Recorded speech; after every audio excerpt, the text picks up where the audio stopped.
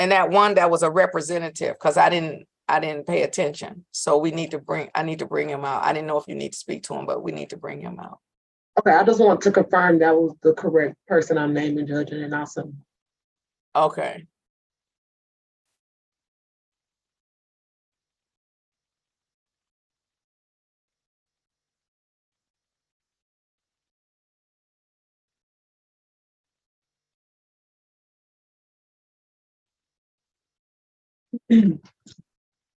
All right. Oh, let me get my. Oh.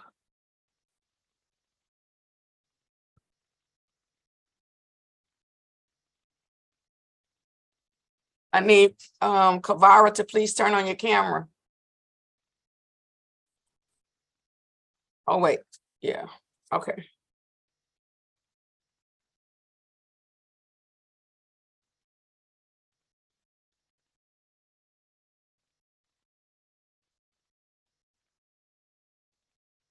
All right, I'm ready on Kavara. This is case number.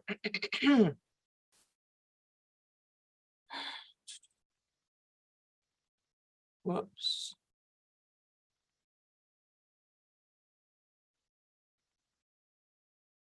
All right, this is case number 234421901, the people of the state of Michigan versus Arif Kavara. The defendant is charged with one count of assault or assault and battery. Today is the date set for a final pretrial conference. Appearances, please. Good morning, Your Honor. Christina Ritter on behalf of the people, P number 83505. What's going on, right? Who is this walking around? Oh, okay. Ooh. Counsel, your opinion. Oh, hold on. Did I change my procedure? Hold on. You may not be able to unmute. Let me change my Okay, counsel, you should be able to unmute. Good morning, Your Honor. Julian Puda on behalf of the defendant, Mr. Kavara, my P number 67520. Mr. Kavara, unmute and state your name. Ms. Stevens, did you speak to someone in the breakout room? All right. Your Honor, can I talk to the prosecutor in the breakout room? Oh, counsel, this is a final pretrial conference. You haven't spoken to the prosecutor before court? No, I haven't had a chance to. Oh, this is my only prosecutor, counsel. All right, this is my only prosecutor. Okay. My only one. My only one. So while you in the breakout room talking to the prosecutor, the whole court shuts down. All right. In the future, let's talk to the prosecutor before we get to court. Okay. I'm gonna send Mr. Puda to number 20. And then just feel free to go through the rest of the people then, counsel. Okay, thank you, Judge. Okay. Mr. Kavara, I'll put you back in the waiting room.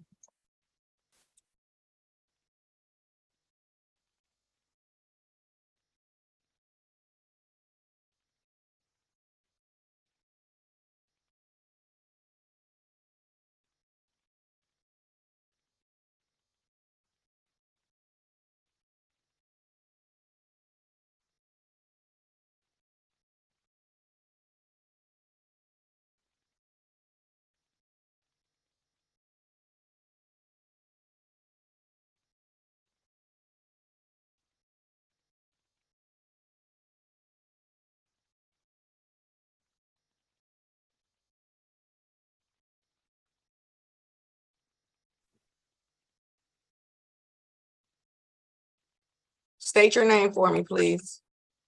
Kiara Wilson. All right, Ms. Wilson, hold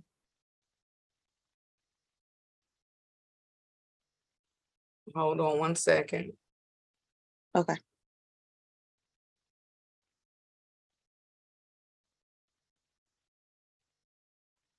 State your name. Miss Nicole, state your name, unmute and state your name for me, please. Hi, good morning, Your Honor. My name is Crystal Davis. My MacBook may be showing a different name. I'm sorry. I'm trying to be compliant and change it, but Okay, thank you. Hold on, please. All right.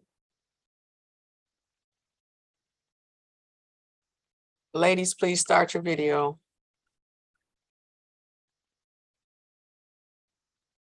Miss Davis, you're gonna have to probably put on a jacket, but hold on, please.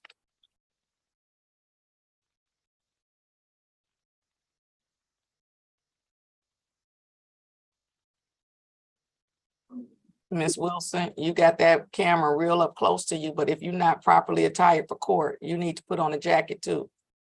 All right, I'm gonna put you in the waiting room. Your lawyer is not present yet. But while you're in the waiting room, please put on a jacket or change your top. This is, your lawyer is Mr. Werbling.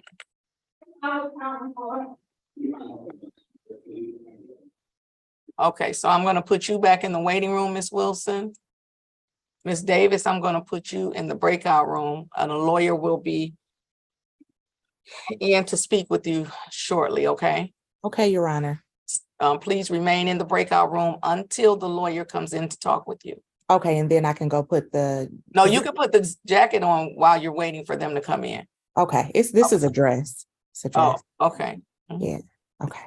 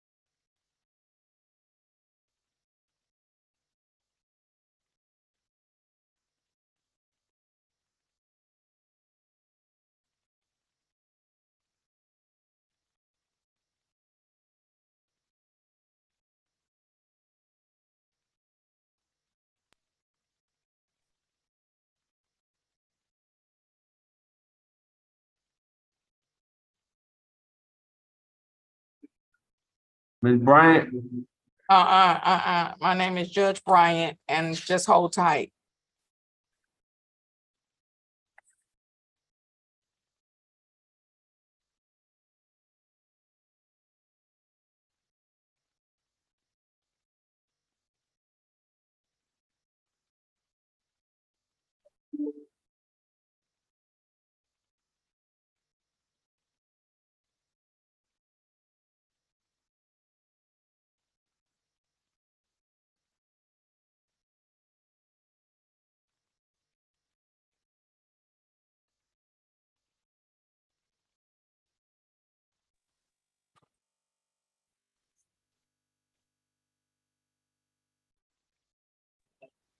Okay.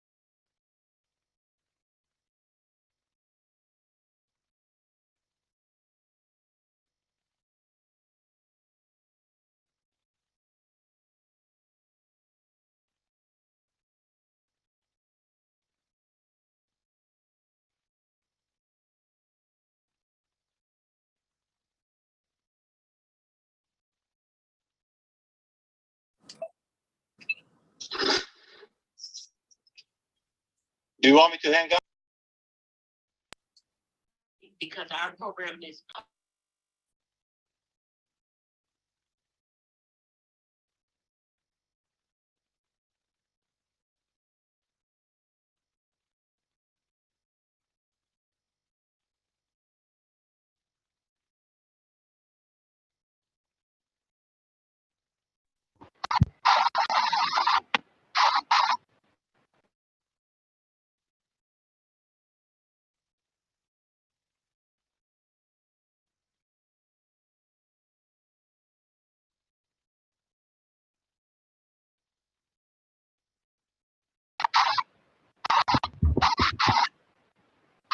Can you stop unmuting yourself? Tillman, please stop. Yes. yourself.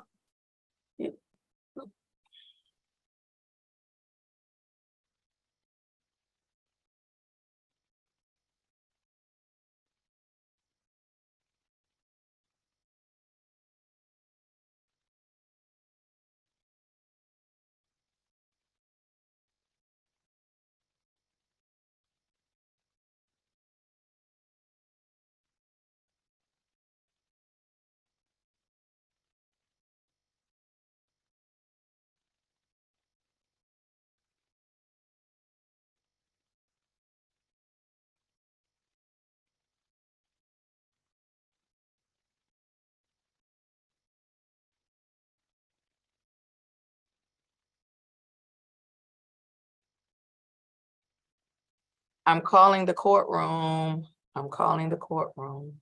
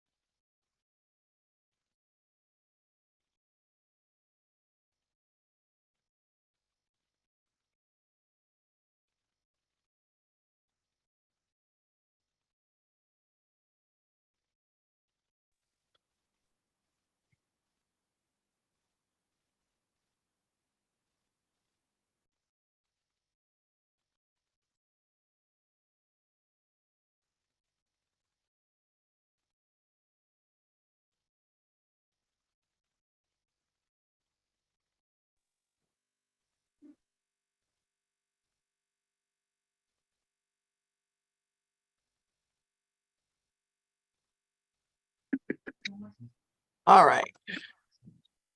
Okay, I'm gonna put these, oh, you already doing it, okay. Okay, so then we're ready on. I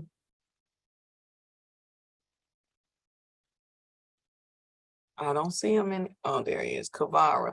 I mean, I want to know what Mr. Hardwick is gonna just do. You just gonna laugh and raise your armpits and you're just gonna do all of that while we in court. I mean, just in court and all of that. Let me put the jail in the waiting room because that's so distracting. That's so distracting. Mr. Kavara, we're ready for you. I'm here. Start your camera though. You need to start your camera. Okay. I apologize. All right. Did we put appearances on the record? Yes, we did. Okay, today is the date set for final pretrial conference. How are we proceeding? Yeah, Your Honor, I spoke with the prosecutor. The prosecutor's made an offer to have my client plead under a delayed sentence. If he successfully completes it, the charge would be dismissed. The prosecutors agreed that she would allow my client to plead no contest. It's for potential civil liability. Prosecutors requesting 12 weeks of anger management. That's my understanding of the plea agreement. I did convey it over to my client and he wishes to avail himself of that offer.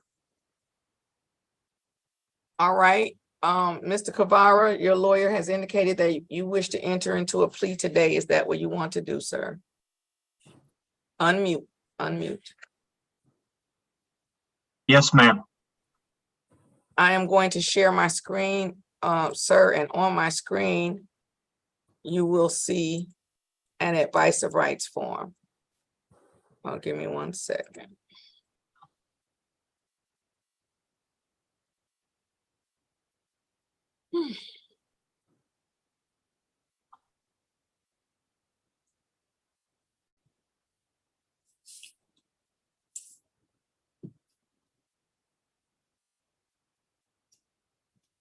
My question to you, Mr. Kavara, is have you had an opportunity to review for yourself or to go over with your lawyer your constitutional rights? Yes, I have. When you did that, did you understand your constitutional rights? Yes, I have. Do you understand that this is a misdemeanor and therefore you have a right to a trial? However, if I accept a plea from you today, you will be giving up your right to a trial. Yes, I do. Has anyone threatened you in any way or promised you anything that was not placed on the record to get you to enter into a plea today? No, ma'am. Are you currently on probation or parole? No, I'm not. Finally, can you all move the person that's on the front row out of the camera view because he's very distracting and I don't know what the issue is. But he's not appropriate for court.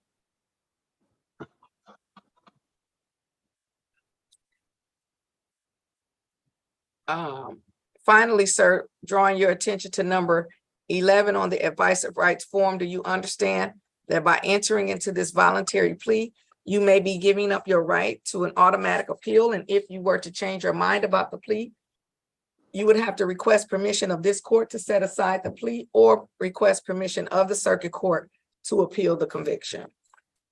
I understand. With that understanding, do you still want to enter into a plea today? Yes, I do. All right. Who is going to read the factual basis into the record for the plea? I can, Judge, if that's okay with the court, of Mr. Puda. That's fine. All right. On or about February 18, 2023, near 1 Washington Boulevard, Detroit, Michigan, 48226, the complaining witness, Alan Hoffman, says that on the date and the location described, the defendant, Arif Kavara, contrary to law, did make an assault or an assault and battery upon the following person, Alan Hoffman, contrary to MCL 750.81, subsection 1. Is there a stipulation as to that factual basis for the purposes of the plea counsel? There is a stipulation, Your Honor, for purpose of no contest plea. The court will accept a no contest plea and having received a stipulation as to the factual basis. Additionally, having accepted the plea, the court is going to set the matter for sentencing.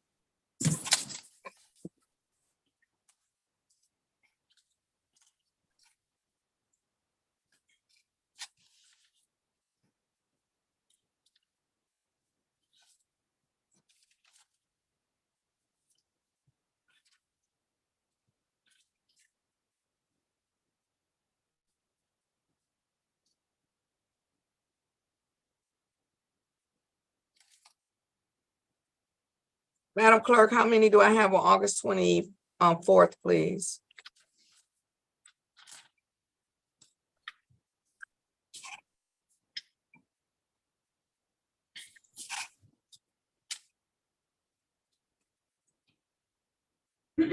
August 24th, Your Honor. Yes.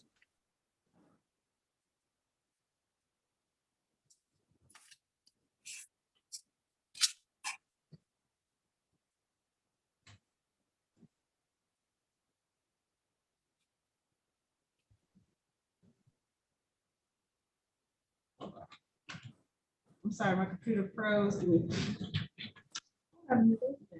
Aw.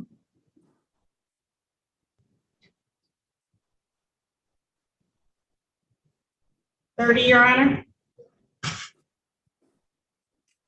Are any of those 30 in the afternoon?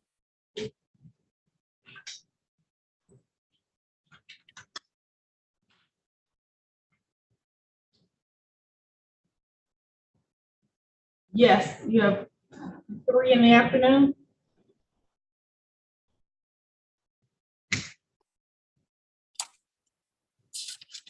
And then are any of those at 8:30?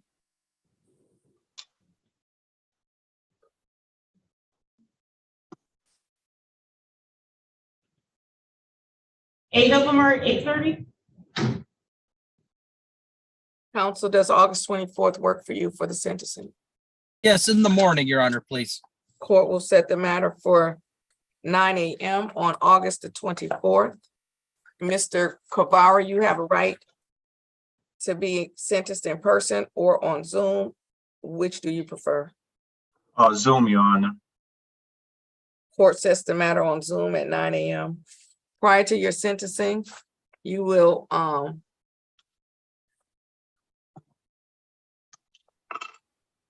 well, let me ask a question. Is anyone requesting a pre-sentence investigation? The No. people are not. No, Your Honor. Then the court will not order a pre-sentence investigation. However, the victim does have a right to be present. Madam Clerk, can you put that on the docket for 8:59? So I'll know that no pre-sentence investigation was ordered. Anything further with respect to Mr. Kavara? Not from the people, Judge. Thank you. Just, Your Honor, a slight modification as to bond. Your Honor, my client's a truck driver. His bond was previously modified to allow him to travel to Ohio, Illinois, and Indiana. He's in the process of obtaining new employment that would take him beyond that to other states. So I'm asking if you would just consider modifying the bond to allow him to travel for employment purposes to across state lines to other states. Is there any objection from the people? No objection to the travel arrangements for the employment purposes, Your Honor. Court will modify the bond. He can travel for work only. Anything further? No, Your Honor. No, thank you, Judge. Then we're all set. Everyone have a great day. Sentencing August 24th at 9 a.m. Thank you, Your Honor. Your Honor. You're welcome. Take care. Thank you. All right, I'm ready on Hardwick. This is case number 214517601. People of the state of Michigan versus Kevin Hardwick. Defendant is charged with 1 count of retail fraud, 3rd degree. Defendant has been brought before the court on a tether violation. Appearances, please. For the record, Your Honor, Christina Ritter on behalf of the people. Janice Stevenson appearing on behalf of Kevin Hardwick. Your Honor, could I have a breakout please with the court and the people regarding this matter? Okay. Very brief.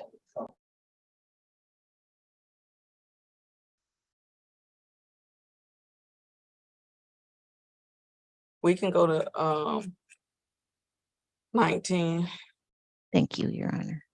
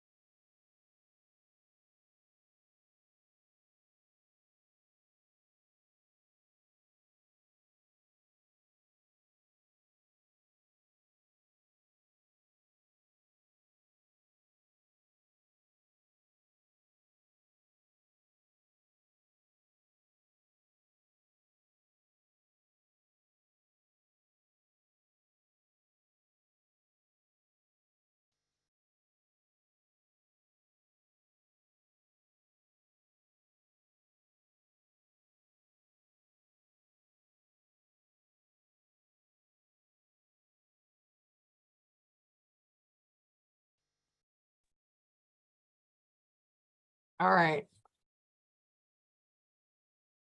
Did we get appearances? Yes. And then I don't think Mr. Hardwick put his name on, Your Honor. he didn't. Mr. Hardwick, state your name. Kevin Lamont Hardwick Jr. All right. Today is the date Mr. Hardwick has been brought before the people, before the court on a tether violation. It says that he was found to be outside of his curfew as well as to have a low battery on the tether. Additionally, there's some information that indicates to the court that Mr. Hardwick is without a home, has some mental health issues, and maybe on drugs.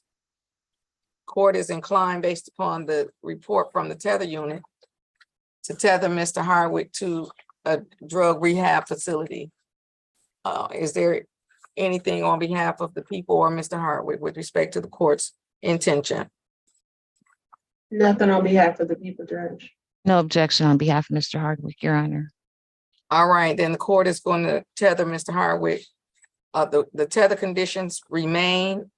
The only thing that's going to change is the location of his tether. He is not going to be tethered to the place that he was tethered to. And Mr. Hardwick can only be released to a rehab facility. And then I need to contact, what's funny? It's funny. Unmute yourself. What's funny? Unmute yourself. What's funny? Hold on, it won't let you. Hold on.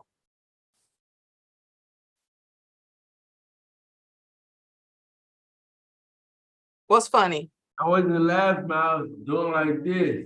No, you weren't. I was, man. In 56 years, I know what laughing I looks swear, like. I wasn't laughing, man. Why would I be laughing? This is serious. That's what I was thinking. In my mind, I was thinking, but what I do know is the difference between laughing and wiping your face. I wasn't laughing, ma'am. Yeah, okay.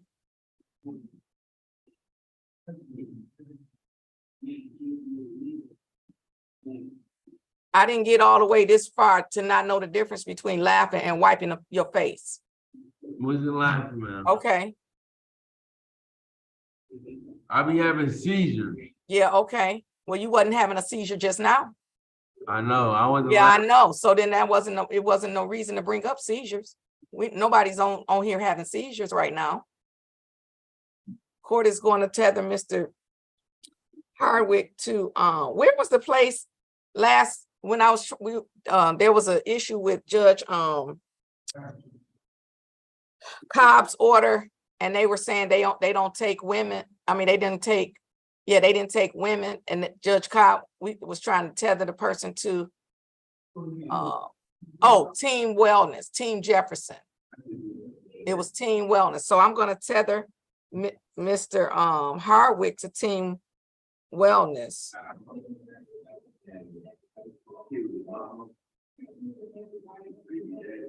As a condition of his bond. When is his next court date?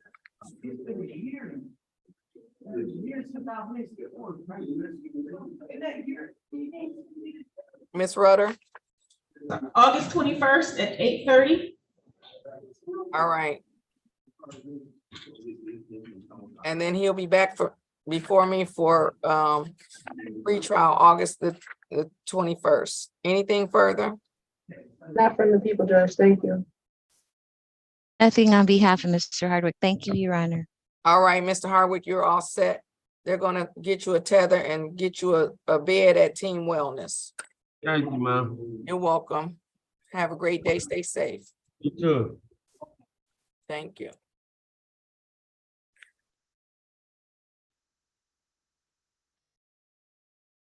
Mr. Werbling, Morning to you and your staff, Your Honor. good morning. Mr. Werbling, I can't let you attend court with no camera. What's going on? Oh, it's not working? How about, Oh, I don't know what happened. Huh. That's never happened before.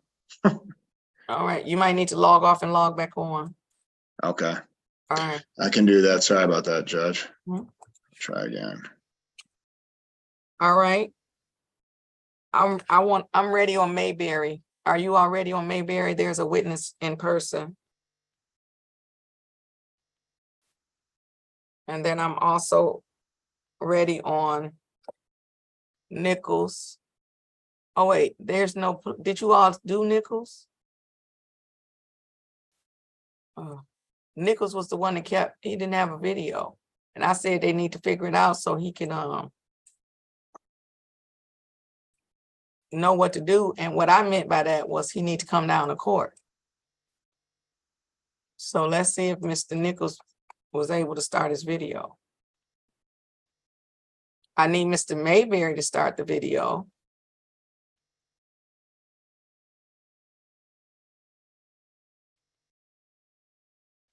All right, so did you all speak to Nichols or no? I don't think anyone spoke to Mr. All Nichols. right, Your Honor. Mr. Nichols, please accept to join the breakout room.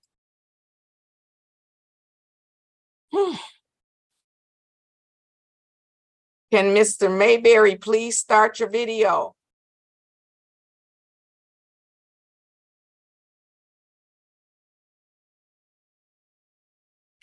Yes, ma'am. Okay, I Great. asked you like 3-4 times. And No, I can was you, just, it's nothing, it's not anything. I told you to be stationary, seated in an upright position, ready to attend court. That's the instruction I gave this morning. I'm ready on Mayberry. And can you stop chewing your gum or whatever it is? We're in court. We're on, it's your turn is up. You're it.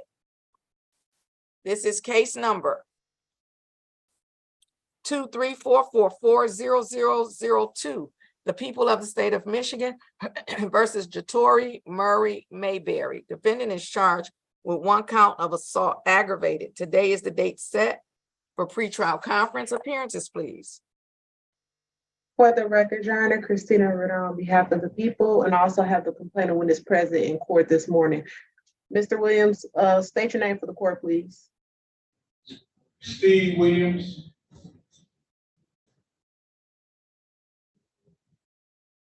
Demel Isho. Good morning, Your Honor. My name is Demel Isho. I'm a third-year student. I'm in good standing at an accredited university law school. And I request permission to practice pursuant to Michigan Court Rule 8.120B under the supervision of the attorneys at misdemeanors and felonies defenders. Permission granted. Thank you, Your Honor. Demel Isho appearing on behalf of Jatori Mayberry, who consents to my appearance. Is that correct, Mr. Mayberry? Yes, sir. Thank you. Today is the day set for pretrial conference. How are we proceeding? Your Honor, we would like to move to set the matter for a final pretrial conference.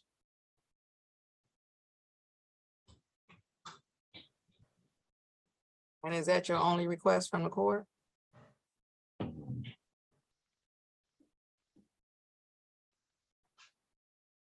And discovery as well. The court is going to continue a not guilty plea on behalf of Mr. Mayberry. Set the matter for final pretrial conference. Court will set a final pretrial conference for September. Strike that. This is July. For October 9th at 9:00 a.m. Discovery should be submitted to the defense no later than September the 8th. Bond will continue with no contact with complaining witness. I should have asked this question first. What's the status of 01, please?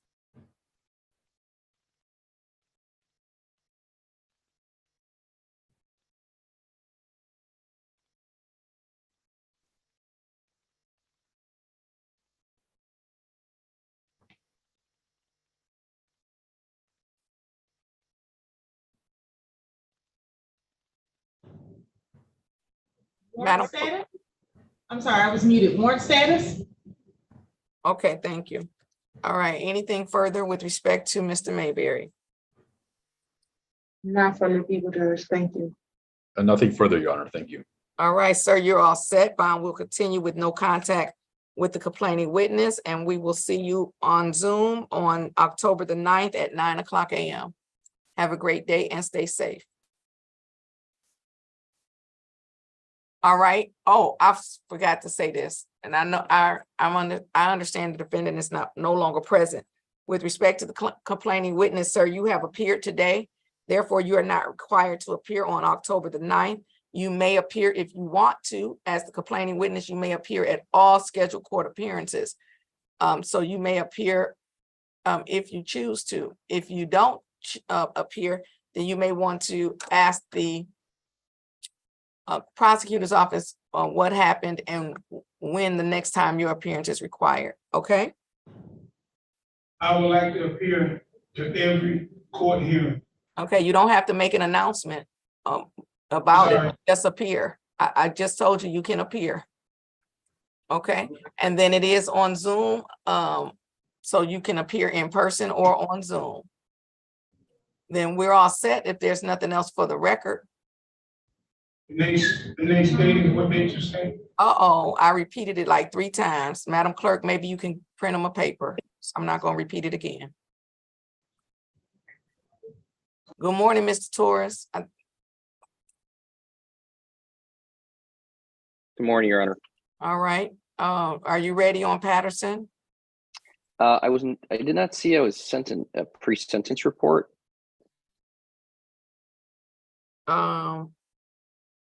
Maybe I'm confused, so hold on. Oh, I did not even see that was for sentencing. Hold on, Mr. Torres, I thought that was a final pretrial. Let me check and see, Mr. Torres. Thank you, Judge. You're welcome. That slipped past me. Hold on. Oops.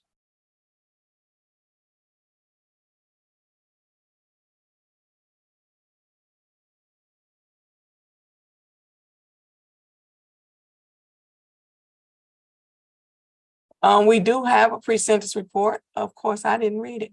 So, counsel, I see that you are out and about. Did you want me to send it to you and you go over it now with your client, or do you want an adjournment so you can get it? If it can be emailed, Judge, that'd be great, and I'll just call her and review it with her real quick. Oh, okay. Yes, it definitely can be emailed right now. So, if you don't mind giving your email out loud, Yep. can, but if you do mind, you can put it in the chat. I'm fine. The chat's closed, but I'll give it to you right now. So it is closed because the defendants be chatting me. I have to have to close it. Go ahead. Are you ready? Madam Clerk. You There we ready? go. Okay, chat's open. Okay, you can chat it to Miss Rudder. It's coming. There, it's coming right now. Okay, and then she'll send it to you. Do you want me to put your client in a breakout room and then you can go in there and talk to her, or are you going to call? I'll just log off, review it, and call her and log back in. Okay, Ms. Patterson, I'm going to put you back in the waiting room. I apologize. I didn't even realize it was set for sentencing, so I apologize. It's all good. Thank you, Judge. Okay, you're welcome. All right, let me put you back in the waiting room.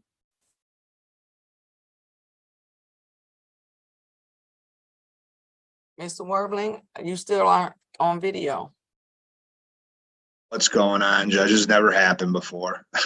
And I've restarted the whole computer even, and I've never had this problem, so I can't figure it out. Do you have another? I can tell you one time I had another camera open. If you're using your camera for another Zoom on that computer or for something else that's utilizing your camera, then it won't. So you might have to shut down something if you're, were you utilizing your camera on another app or something? No, I'm not even smart enough to do that, Your Honor. Now that's hilarious. Okay, well, it's a final pretrial, so I'll allow it this time. Thank you, Judge. Sorry about that. Okay, and because I recognize your voice. Okay, thank you, Your Honor. If I didn't recognize your voice, yes, we'd be in trouble. You would have to come in person or something. All right. Yes. So Miss Wilson, your lawyer is here, but his video isn't working. I'm going to let him proceed for today's proceedings. This is case number 2244-06101, the people of the state of Michigan versus Kiera. Where did it go that quick? Oh, Kiera Ashley Wilson, defendant is charged with 1 count of assault or assault and battery. Today is the date set for final pretrial conference appearances, please. For the record, Your Honor, Christina Ritter on behalf of the people. Good morning, Your Honor. Ben Werbling, P64889 on behalf of Miss Wilson. Miss, can you state your name, please? Unmute. Kiera Wilson. Today is the date set for final pretrial conference. The matter is scheduled at 9:10. That means that there should be a trial on my books. That's correct. How are we proceeding? Judge, I don't know if an offer has been tendered in this case. Oh, if there's a trial on my book, it's an offer has been tendered. Okay. But what is the date for the trial, Ms. Ritter? Do you have it? Yes, Judge, I have December 18th, 2023. Oh, that's a long date. So that means, were the people supposed to confirm their witness? Yes, Judge. So my notes indicate that the court set this final pretrial conference, and the court required the complaining witness to appear at today's final pretrial conference, Your Honor. I don't see the complaining witness, Ms. Darshawn Sanders, in the waiting room, Judge. I believe there is only one unidentified device in the waiting room. In the event that is not Ms. Sanders, Your Honor, I have no explanation as to why she's not present for today's final pretrial conference, as she was notified to appear. And at this time, we will not be able to appear in the event that is not Ms. Sanders on an unidentified device. You mean you would not be able to proceed? You said that's what I meant.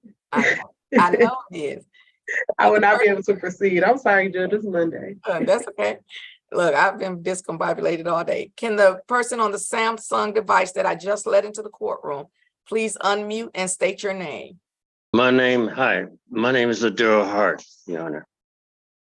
Ladero. Oh, Ladero Hart, I see. Yes, Okay, yes, ma'am. you late for court. Mr. Hart? Yeah, I didn't know, I got another phone and I didn't know I had to download Zoom, so I called the lady, the information on my, on this, letter that I got, and she told me what to do, so I dialed, I had to download Zoom to get Okay, through. start your video for me. Okay. All right, there we go. Mr. Hart, I'm gonna send you to a breakout room so you can talk to the lawyers, okay? Yes, ma'am. All Thank right. Please accept to join breakout room number 14. Thank you. All right, so today is the date set for finding pretrial conference as it relates to Ms. Wilson. The complaining witness was required to appear. They have failed to appear and the people have no explanation for the failure. Mr. Werbling, Judge, for those reasons, we move to dismiss at this time. court will grant defense counsel's motion and dismiss the matter without prejudice for failure of the witness to appear. I will also remove the jury trial that's on the court's docket for December the 18th. Ms. Wilson, we will, Mr. Werbling, I need you to submit the order of dismissal to my clerk. Ms. Rutter, can you put your email address to Mr. Werbling in the chat? Mr. Werbling, if you could please send it today, otherwise my regular clerk may be back and then you'll be sending it to the wrong place. Though Ms. Rutter would probably forward it to him. Yes, Your Honor. Ms. Wilson, that is a dismissal without prejudice. That means that if the people locate their witness, they may reissue the complaint, okay? Okay, thank you. You're welcome. Have a great day. Stay safe. You as Thank you, Your well. Honor. Have a All right, great you're day welcome. to you and your staff. Thank you. Ms. Stevenson, I think Mr. Nichols just came out of the waiting room. Okay, let me try to sort through this. We have complaining witnesses here for Curry. It is now 10:05. I'm going to bring the Curry witnesses in.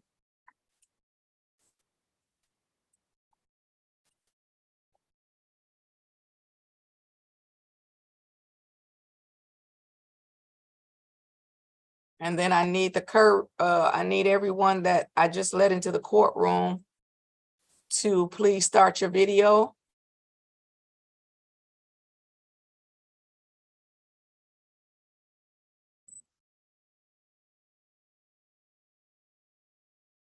Yeah.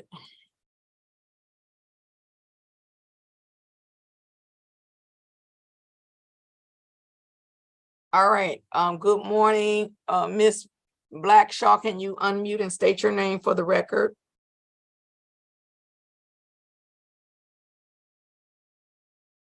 My name is Stacy Blackshaw. Thank you. Ms. Maloney, can you unmute and state your name for the record? Trudy Maloney. Thank you. Ms. Shekrelli, can you unmute and state your name for the record? Unmute and state your name for the record. Lula Shkreli. Thank you. Today is the date set for a pretrial conference with respect to case number 234438801. The defendant has failed to appear. It is now 10:07. The matter was scheduled for 8:35. This is at least the second time that the defendant has failed to appear. The court is therefore going to revoke his bond, issue a capias, which puts a warrant out for his arrest. And for the record, I keep saying your name wrong. Shkreli. Okay, Shkreli. I keep wanting to separate that. Well, let me go to Maloney is the complainant as to count 1. Shkreli is the complainant as to count 3. And Blackshaw is the complainant as to count 4. So those are the complainants that have appeared. Apparently the complainant as to count 2 is the only one that has failed to appear today. I don't know if they previously appeared, but For the purposes of this record, those are the witnesses who have appeared. Ladies, that means that we cannot proceed any further with the case until Mr. Curry is either arrested on the warrant or walks himself in on the warrant. So there is a warrant for his arrest. I don't know what the particulars of this particular situation. I don't know the particulars of the situation. However, if you see Mr. Curry, then you are free to call the police and let them know that there's the individual who has a warrant for his arrest, and then they might come out and arrest him.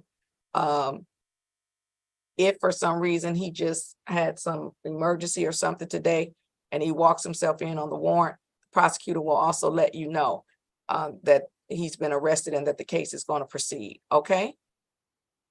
Okay. Okay. All right. Thank you for coming, and everyone have a great day and stay safe. You too. Thank you. Thank you. Thank you. Same to you. You're welcome. Thank you. All right. Zoom makes me click too many buttons now to remove the people from the thing. I used to just have to click one button. All right. Now I also have, let's see. Oh, I meant to bring in this representative. Who is this? A Baker representative. Where are they a representative from? I'm so sorry. They've been waiting. I'm so sorry. Parkway Food, Your Honor. Okay. Can Mr. Tillman start your video for me? Oh, he can't hear me.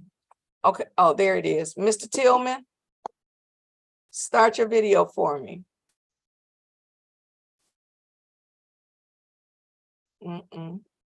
He's having a little trouble. All right. And then who else is here? Where else is a complaining witness? Carswell. Okay, I'm ready on Carswell. All right. Mr. Tillman, can you start your video for me? Oh, what's going on? Every time I say start your video, his device start doing something else. Okay. Can I need Ms. Lockett and Mr. Romero start your videos. I mean, Mr. Carswell, start your videos, please. Okay, let's try it. Mr. Tillman again. Nope, Ms. Ritter, call him, because this, I can't keep doing this. Okay.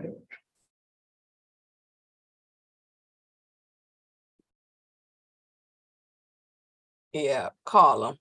Okay. All right, I'm ready on Carswell. This is case number 234439701. The people of the state of Michigan versus Romero Ray Carswell III. Defendant is charged with 1 count of assault or assault and battery. Today is the date set for pretrial conference. Appearances, please. For the record, Your Honor, Christina Ritter on behalf of the people. I also have the complaining witness present via Zoom this morning. Ms. Lockett, unmute yourself and state your name for the court, please. Victoria Lockett. Good morning, Your Honor. My name is Ronnie Melka, and I'm a first-year student in good standing at an accredited law school and request permission to practice pursuant to Michigan Core Rule 8.120B under the supervision of the misdemeanor felonies attorney. Permission granted. Thank you, Your Honor. Ronnie Melka appearing on behalf of Romero Carswell, who consents to my appearance. Is that correct, Mr. Carswell? Unmute, sir. Yeah, Please state your name for the record, sir. Romero Ray Carswell III. Today is the day set for pretrial conference. The complaining witness is present. How are we proceeding? Your Honor, at this time, my client continues his plea of not guilty and asks the court to set this matter for a final pretrial and asks that the bond be continued and that we request discovery from the prosecution's office. Okay, so one small teachable moment. The prosecutor was trying to interrupt you, Ms. Malka. Oh, sorry. That's okay. And usually when she does, that means something else. Ms. Ritter. Thank you, Your Honor. So, Your Honor, I had an opportunity to speak with Ms. Lockett in the breakout room. She did indicate to me that her and the defendant are siblings, and the people believe that this is appropriate for the DV non-intimate docket. And they are siblings that at one point in their life resided in the same household? That is what Ms. Lockett indicated to me. All right, the court is going to continue a not guilty plea on behalf of Mr. Carswell. Madam Clerk, can you get a date for me from Judge Garrett? Yes, sir.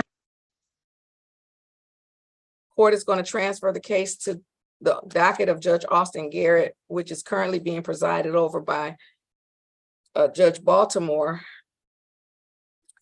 And that would be on the non-intimate partner domestic violence docket.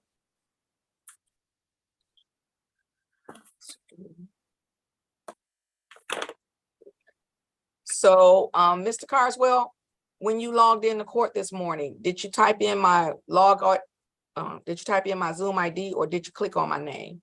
I clicked on your name. So you went to the court's website? Yeah. Okay, Miss Lockett, how did you log into court this morning?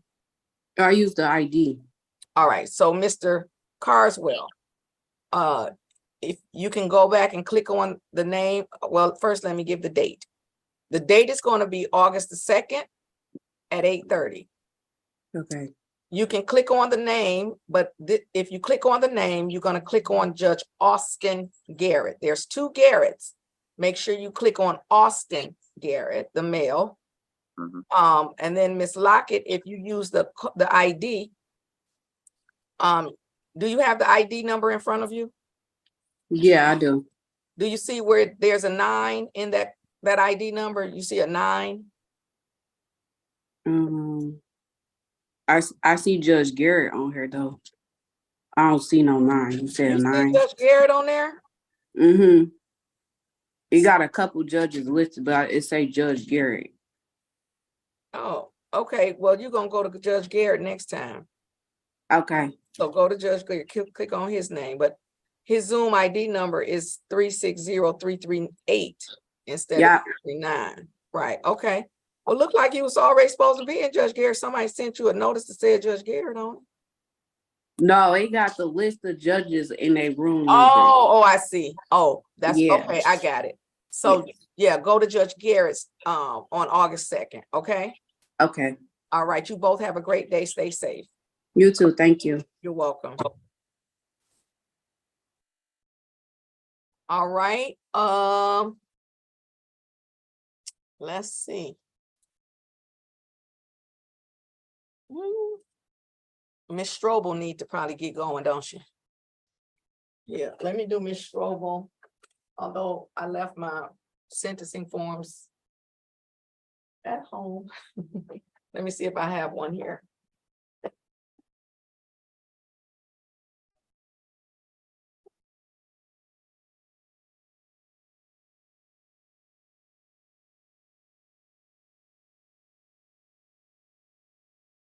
Yep, I do.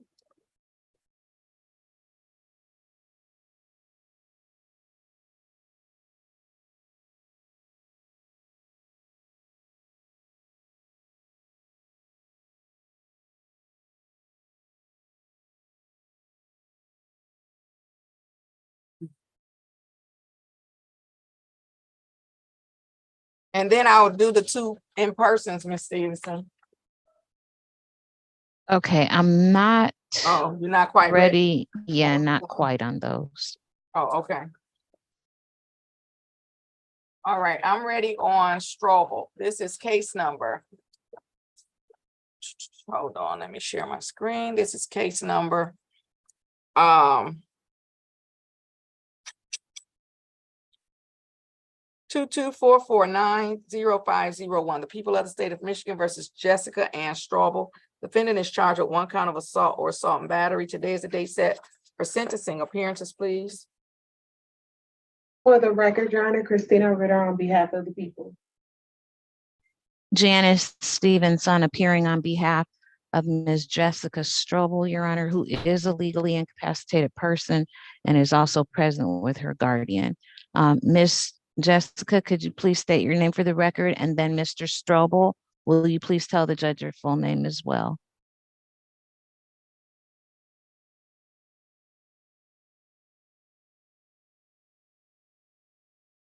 Jessica Strobel. And Edward James Strobel. All right, so today is the date set for sentencing. I know that I did not order a pre-sentence report for Ms. Strobel and but I don't know if we agreed to anything with respect to how we were going to proceed with this matter. So I set the matter for sentencing. Ms. Ritter, is there anything on behalf of the people? Your Honor, nothing on behalf of the people. I don't believe that the court ordered a pre-sentence report in this matter. The people did reach out to the complaining witness to let him know that he did have an opportunity to appear today to make a victim's impact statement, and he did decline that opportunity, Your Honor. So other than that, we have nothing from the people. And was there any sentence or anything in a plea agreement that related to sentencing? Judge, the only, and mistake me if, or correct me if I'm wrong, Ms. Stevenson, the only thing regarding this sentencing is it was a no contest plea. Okay, Ms. Stevenson. That was all I had. We had not discussed any conditions. Your Honor, did want to reiterate to the court that we had a competency evaluation in this matter. And although Ms. Strobel does have she is a legally incapacitated person, has a guardian, she was found to be competent. So I don't know that we have, I don't really even know that there's a need for this matter to be transferred to the specialty court. Ms. Strobel doesn't have any criminal history that I'm aware of. And even though she did plead no contest,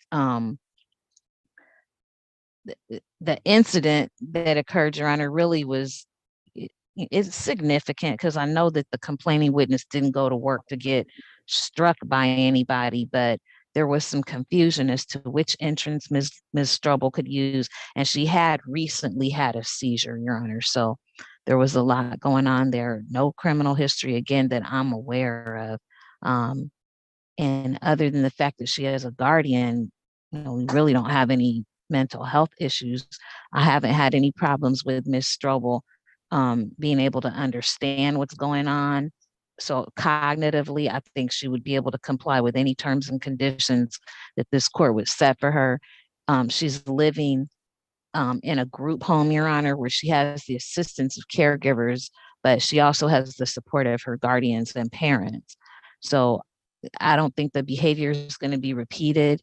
And I don't think that Ms. Strobel presents a danger to the community. And I don't think she's going to have any trouble following court orders at all. So let me ask this question before I go to Ms. Strobel and her guardian. I'm assuming, well, I shouldn't assume. Don't let me assume anything. My question is, does she still live at the same place where the incident occurred?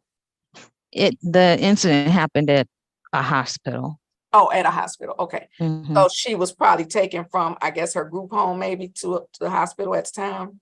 Exactly. Okay. And there was a problem, some, an issue about the security guard not calling her a cab, and things kind of spiraled out from there, Your Honor. Okay. Mr. Strobel, would you like to say anything to the court? No, Your Honor. Okay. I'll go along with what you say. All right. Ms. Strobel, do you want to say anything to me before I send you? No. Okay. Ms. Strobel, do you understand that when you get upset about something, you can't hit or push or do anything to the people? Yes, I do. Okay. I already know what I did wrong was not acceptable. Okay. All right. So can you tell me a little bit about the place where you live now? It's a group home? Yes, I live in New Haven. And how many other people, like, is it a big place or just a few people live there? It's with 6 other clients. Oh, okay. And let me ask you this. What do they ever allow the residents to like help with anything like Yes, they do. Okay, like events and stuff, or like who is that cleaning up behind you? That's a worker or is that a resident? Yes, that's a worker. Okay. Do you all ever get like, do you ever get to leave out of there like and just go about Do people Yes, work and stuff? yes. Okay. All right. Okay, this is my sentence. The court is going to impose a probationary period of 6 months with the final review date of January 11, 2024. Of course, she would be eligible for discharge after 3 months. That would be October the 12th, 2023. I am going to sentence her pursuant to a delayed sentence. That means that the case will be dismissed if you complete the terms and conditions of my probation. I said of employment. Did y'all hear me say employment? Of probation. I have a question because I was thinking of employment. Do you work, Ms. Strobel, at all, or do you? Okay. No. All right. The court is going to do the following. I am going to waive the mandatory cost of $210. I am going to make this a it's going to be reporting only because I need probation to assist me, but I'm not going to charge any supervision fees or anything like that. But I am going to impose the following. Of course, you shall not use or possess any illegal substances, no marijuana without a valid medical marijuana card. Do you drive, Ms. Strobel? No, I do not. Okay, so we're going to continue that, no driving. I am going to order some community service. So I'm going to order 3 days of community service, which is equivalent to 21 hours. I'm going to leave it up to probation to kind of work that out with you. So that's why I was asking, like, are you allowed to leave?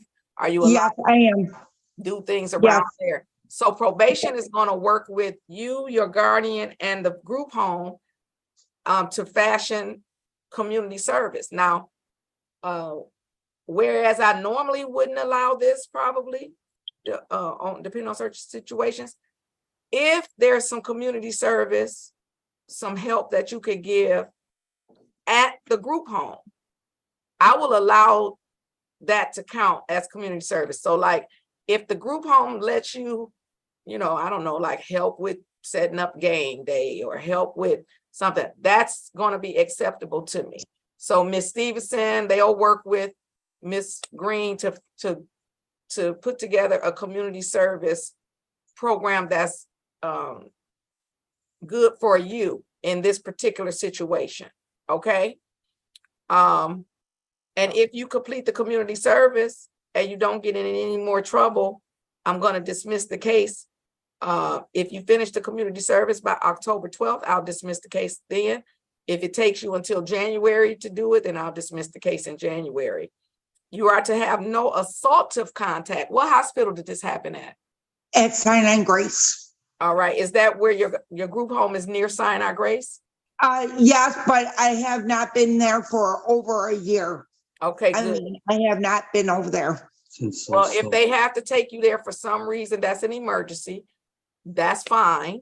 She can, of course, go to the closest hospital in an emergency, and then she just will have no assaultive contact with the staff there or the, complaining witness. Okay. Okay. So, we're going to mail a copy of this order to you and your guardian. Okay. And then we're going to work with probation to get you some community service. Okay.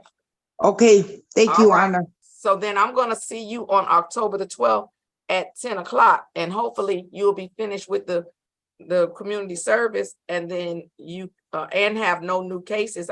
I don't think you're going to have any new cases because you're tired of coming to court, aren't you? Yes, I am. I'm getting cut off. Yes, tired of coming to court and you have to wait on us and stuff. You don't want to do this no more. No. Right. Okay. So No. If you finish everything by October 12th, then you'll be done. Okay. Yeah, I literally am helping around the house now. I'm literally, I moved some stuff around. She does help the caregivers here quite a bit, so. Well, I've been watching. Now we're going to tell them to calculate it so we can add up to 21 hours, and then you can get off probation. Okay. Okay, thank you, Your Honor. You're welcome. Have a great day. Stay safe. Okay, thank you. All right, you're welcome. Thank you, Mr. Strobel. Thank you, Your Honor. Have a great day. Stay safe. You too. You too. Thank you. Look like I need to bring my little air purifier closer.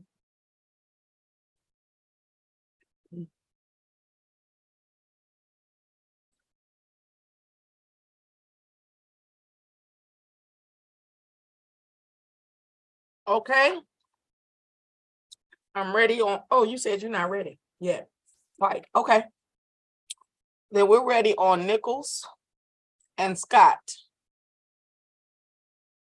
I no longer see Scott.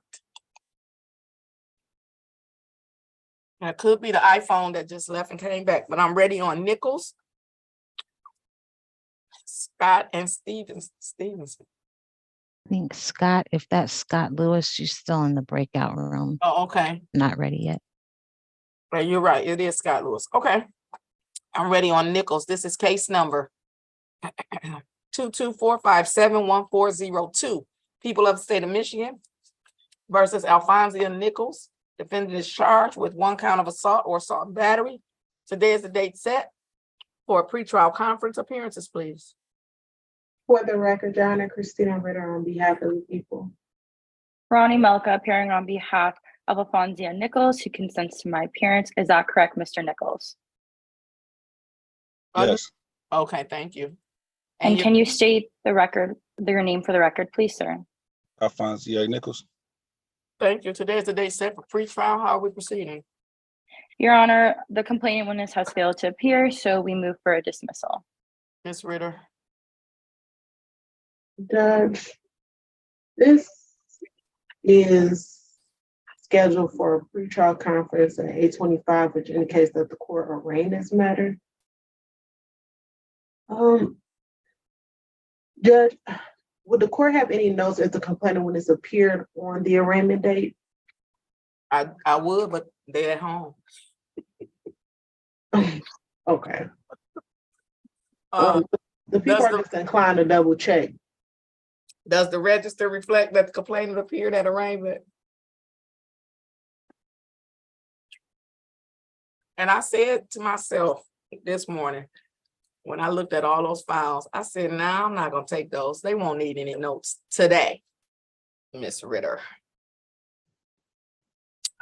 There's no note, the ROA, Your Honor.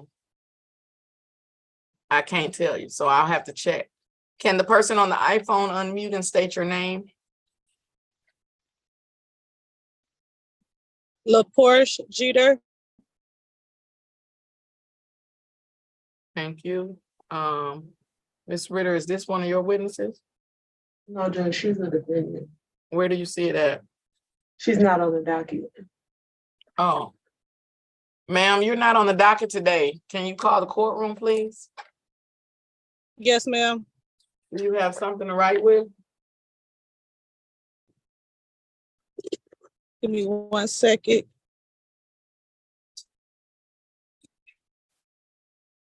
Yes, ma'am, I'm ready. 313-965-2295.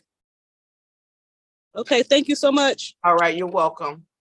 Have a great day. Stay safe. You too. Bye-bye. Thank you.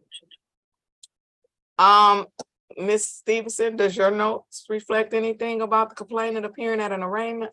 I was just checking for the date and I'm gonna look at it right now, see if I have anything. All right, because I left my notes at home. Sorry.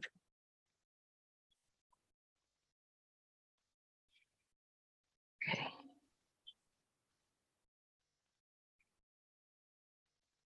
And don't you say a word, Mr. Nichols, because even if they did come, he like, prove it.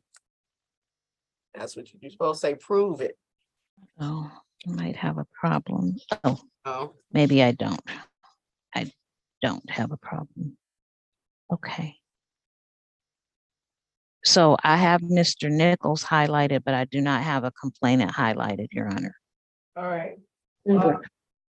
Well, this is what I'm going to do. Today is the day set for pretrial conference. Complaining witness was required to appear. They have failed to appear. People have no explanation for the failure. Court is going to grant defense counsel's motion and dismiss the matter without prejudice. However, Mr. Nichols, I'm gonna go home when I finish work today. I'll look tonight at my notes. If my notes indicate that the complainant did appear at the arraignment, I'm gonna have to reverse my decision because they would have already appeared.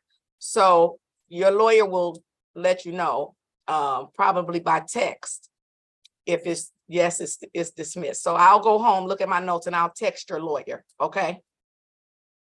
All right, so for right now, it's a dismissal, but Madam Clerk, hold back that dismissal. Please don't put it in the pack with my dismissals today, and then I'll sign that tomorrow if my notes reflect that the complainant did not appear at the arraignment. All right, so you're all set, Mr. Nichols. Look for a text from your lawyer one way or the other. She'll let you know. Thank you. I appreciate you. All right, you're welcome. Have a great day. Stay safe. Okay, you also. Thank you. All right, I'm ready on Stevens and then Abdurrahman, and Ms. Stevenson, you just let me know when you do get ready on Watson and Poe. Thank you, Your Honor. You're welcome.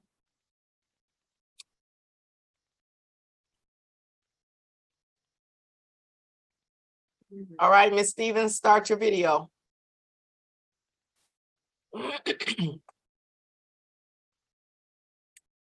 Thank you. This is case number 21457-1601, the people of the state of Michigan versus Ashley Lynn Stevens. The defendant is charged with 1 count of assault or assault and battery. Today is the date set for pretrial conference appearances, please. For the record, Your Honor, Christina Ritter on behalf of the people. Ronnie Melka appearing on Ashley Lynn Stevens, who consents to my appearance. Is that correct, Miss Stevens? Yes, ma'am. Can you please state your name for the record? Ashley Lynn Stevens. Thank you. Today is the date set for pretrial conference. How are we proceeding? Your Honor, the complaint. Why are you so close to the camera like that, Miss Eden? Oh, sorry. Oh, that's all right. Okay. Ms. Your, Mal, Your Honor, the complaining witness has failed to appear and we move for a dismissal. Ms. Ritter. Judges, at least the second scheduling of the pretrial conference, the court did require the complaining witness, Ms. Raquel Long, to be present. I don't see Ms. Long in the waiting room, Judge. I don't believe there's any unidentified devices in the breakout room left. So at this time, Your Honor, the people have no explanation as to why the complaining witness is not present. And at this time, we will not be able to proceed based on the complaining witness's failure to appear for today's pretrial conference. Today is the day set for pretrial conference. The complaining witness was required to appear. They have failed to appear. The people have no explanation for the failure.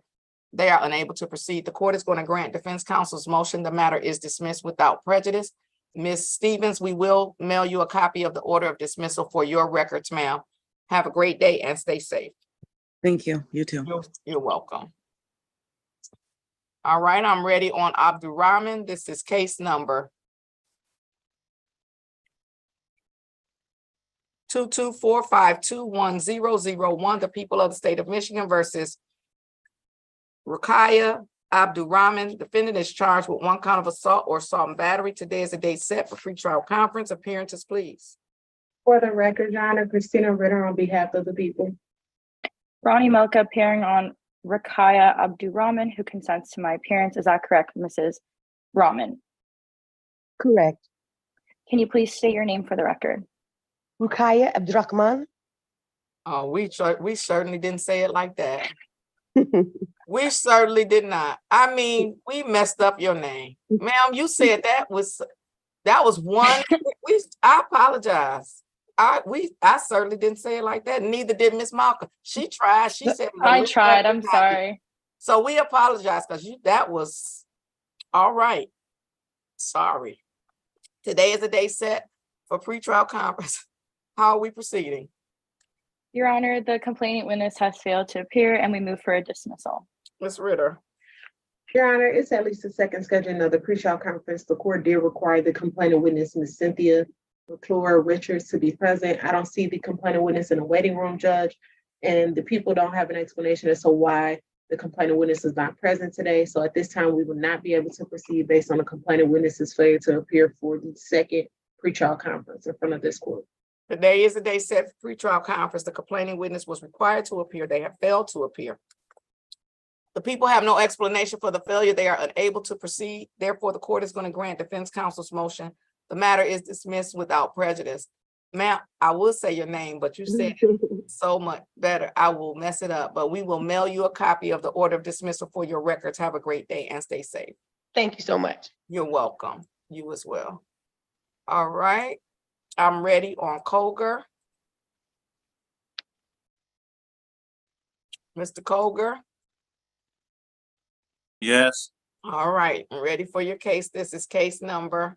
Somebody let Mr. Colger come to court with unshirt on.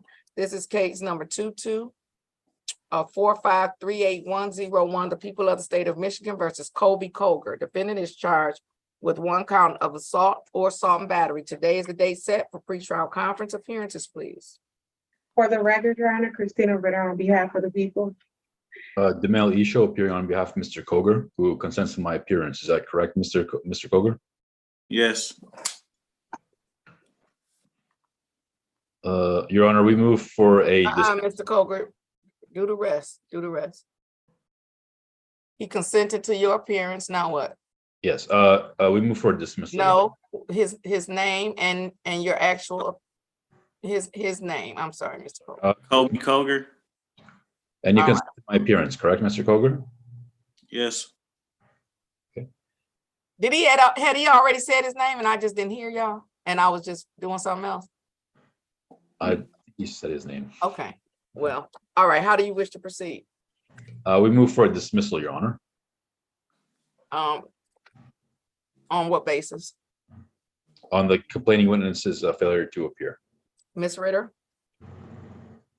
Judge, it's at least the second scheduling of the pretrial conference, and the court did require the complaining witness, Mr. Carl Boone, to be present, Your Honor. I don't see the complaining witness in the waiting room, and I don't have an explanation as to why the complaining witness is not present. So at this time, Your Honor, the people would not be able to proceed based on the complaining witness's failure to appear the second time for the pretrial conference in front of this court.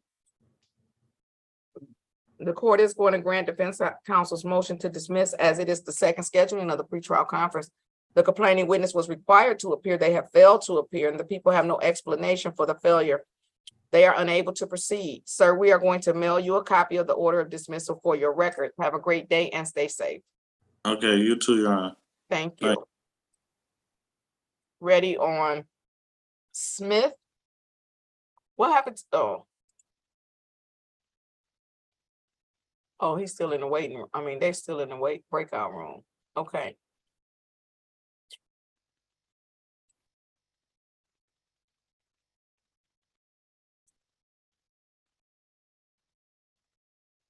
Hello. Good morning. This is case number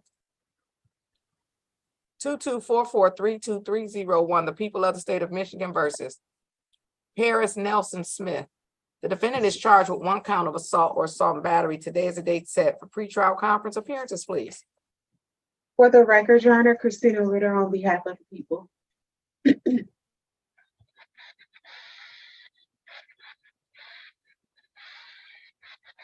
Somebody. Okay. Mr. Isho, do you have Paris Smith? He was unable to connect his microphone and he just left. Oh, okay. So who put that plus sign in his name? So I did that. I apologize. Okay.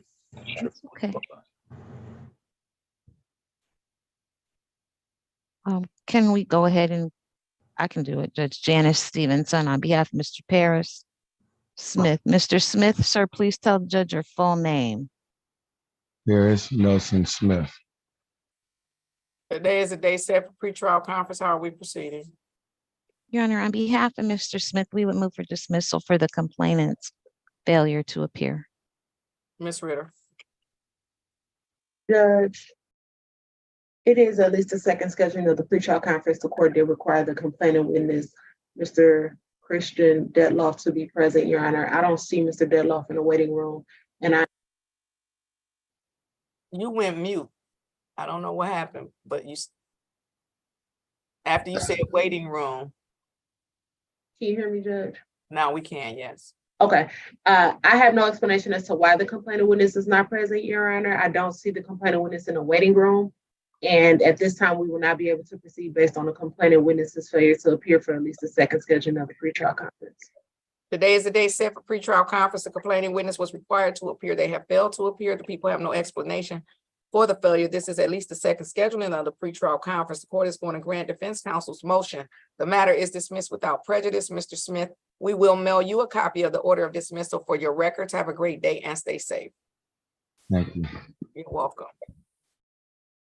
Ms. Stevenson, what's going on with Salter and Fleming?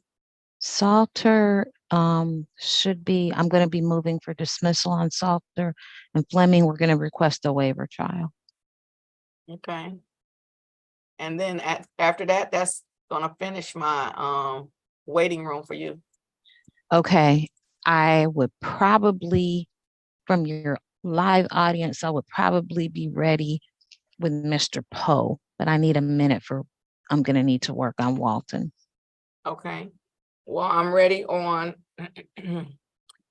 Salter and then Fleming. This is case number 2144-95901. The people of the state of Michigan versus Lakila Shea Salter. The defendant is charged with 1 count of malicious destruction of property, 1 count of assault or assault and battery. Today is the date set for pretrial conference. Appearances, please.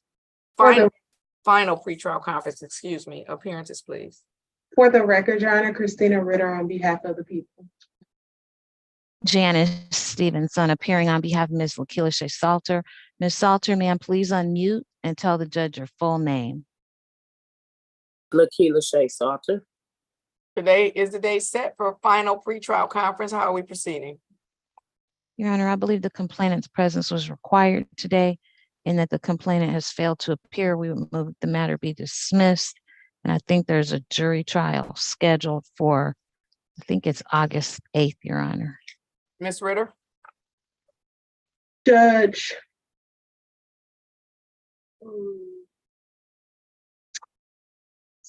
So according to the ROA, Your Honor, the court did require the complainant witness to be present for today's final pretrial conference, Your Honor. I don't have an explanation as to why the complainant witness is not present at this time. And at this time, the people will not be able to proceed based on the complainant witness's failure to appear for today's final pretrial conference. Today is the day set for final pretrial conference. The complaining witness was required to appear. They have failed to appear. The people have no explanation for the failure. They are unable to proceed to the jury trial scheduled for August the 8th. The court is going to grant defense counsel's motion. The matter is dismissed without prejudice. Ma'am, we will mail you a copy of the order of dismissal for your records. Please understand that it is a dismissal without prejudice. Should the people locate their witness, they may reissue the complaint. Anything further for the record? Not from the people, Judge. Thank you. Nothing on behalf of Ms. Salter. Thank you, Your Honor. All right, Ms. Salter, you're all set. Have a great day. Stay safe. Bye-bye. Bye. I'm ready on Fleming, please. This is case number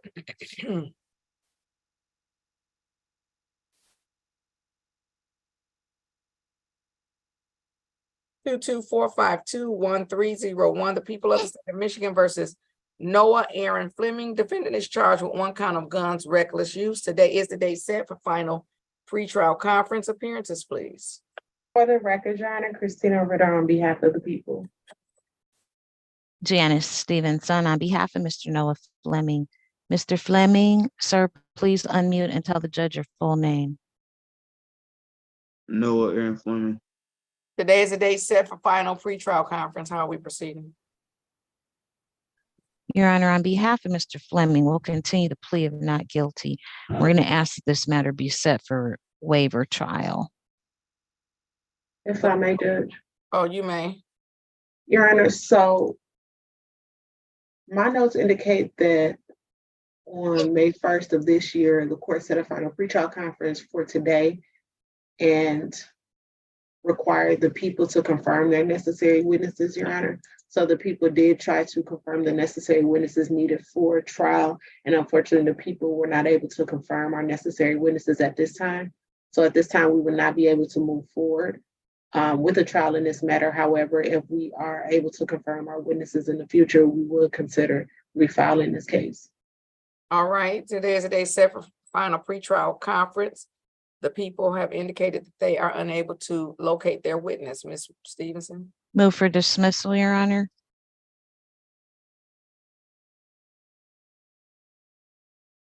or is going to grant defense counsel's motion. The matter is dismissed without prejudice, sir. That means if the people are able to locate their witnesses, then they may reissue the case. We will mail you a copy of the order of dismissal for your records. Have a great day. Stay safe. All right, thank you. You're welcome. Oh, And I think I am ready for MacArthur Poe. I don't know if I said that already using the yeah, audience you line. said, oh, Okay. yeah, okay. What about the other people in the breakout room? You have to go get them? I mean, you I have do have to, yep, I have to go in there with those. okay. Sir, unmute yourself and tell the court your name. Davon Morris. And Mr. Davon Morris, what time did you think your court date was? I thought it was Tuesday, and then I went and got my papers and seen that it was today, and I tried to get on there as fast as possible. Oh, so you knew it was in the morning, but you thought it was on a different day. Yes, ma'am. Start your video, Mr. Morris. Okay. Mr. Morris, take the do-rag off your head. And then I'm gonna say, I mean, and your braids all together. Why you got on? Y'all just be coming on do-rags for no reason. No, because I was, yeah. Because I mean, aren't you trying to look good for a live Zoom as opposed? I mean, what you saving the hairstyle for? Don't answer. Just think, yeah, okay. Go to the breakout room, Mr. Morris. Go to the breakout room. Breakout room number 2.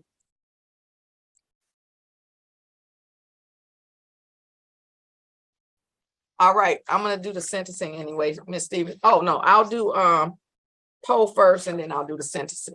Okay, thank you, Your Honor. All right, Poe, I'm ready on Poe.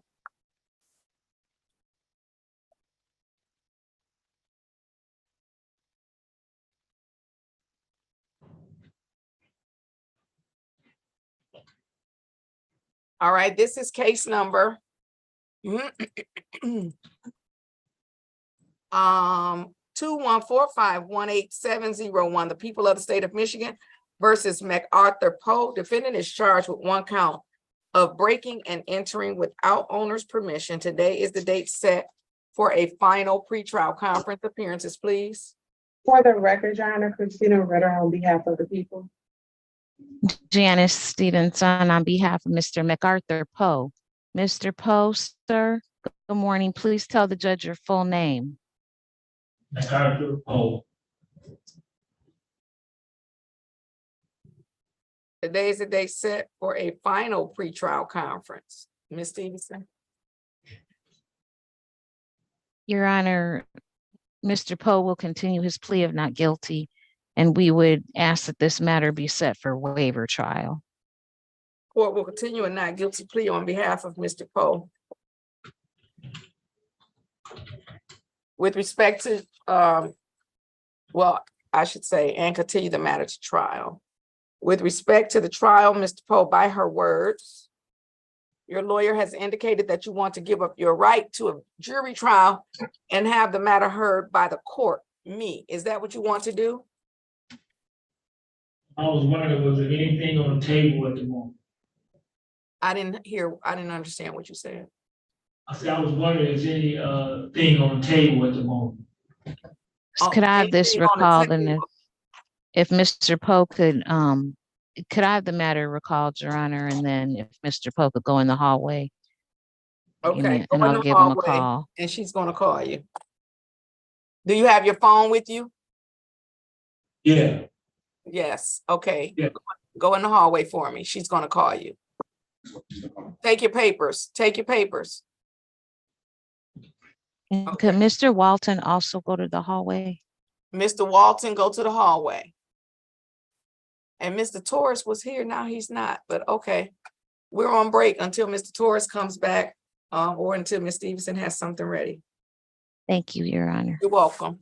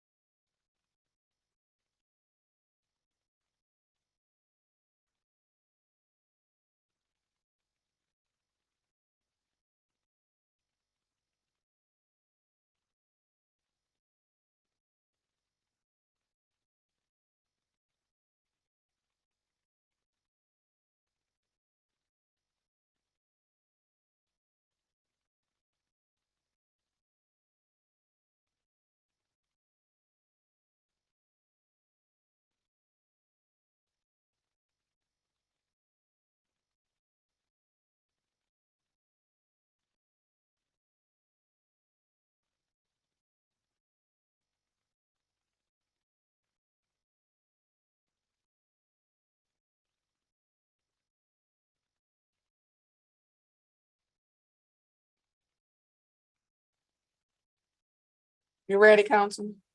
Judge, I haven't got the email yet. I've been looking. Ms. Rutter, did you send Mr. Torres the pre-sentence report? Mr. Torres, you never sent me your email. I thought you got it from maybe another attorney. He put it in the chat, I thought. Did you put your email in the chat? I did. I can do it again if it's okay. Ms. Rutter, you don't have his email in the chat? No, Your Honor. All right, I just did it again. I sent it to everyone this time, so. Okay, let me forward it right now. Okay, thank you so much. Okay.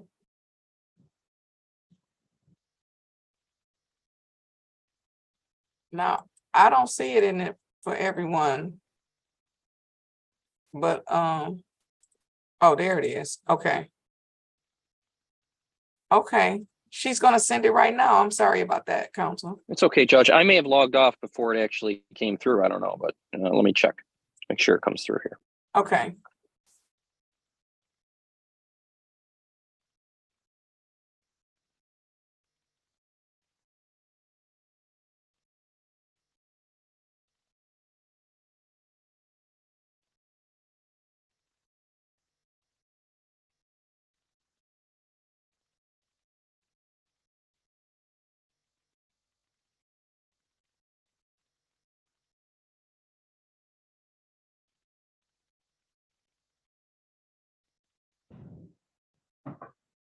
Your Honor? Yes. I have Judge Edwards on the phone. He has a defendant who has a warrant but no future date. He would like to know, can we schedule him a future date in your courtroom and remove the warrant? Who is Judge Edwards? Prentice Edwards from Frank Murphy. Oh. Sure. Would you like it 3 weeks out? I don't know. What are they here? What is the? It is a malicious destruction of personal property, assault and battery of a pregnant individual. That's count 2. How long? What did they KP us from?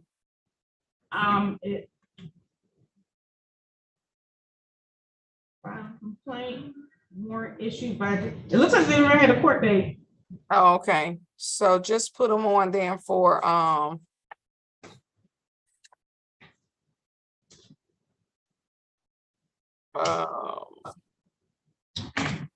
many do I have? August 1st.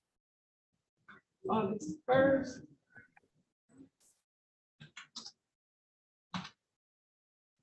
$23, Your Honor. Go ahead and put them for August 1st. Yes, Your Honor. All right. Put it at 8:29 on the docket, please. Yes, Your Honor. For arraignment. All right. Did you receive? Judge, I haven't seen. No, not yet. I don't. Let me forward it to you, Counsel, because I don't know what's going on, but. Okay. Hold on.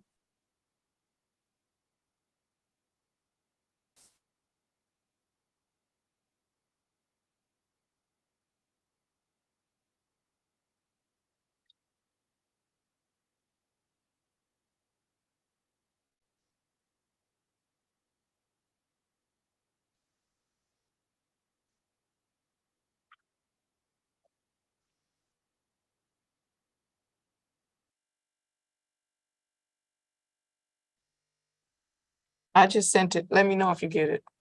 Okay.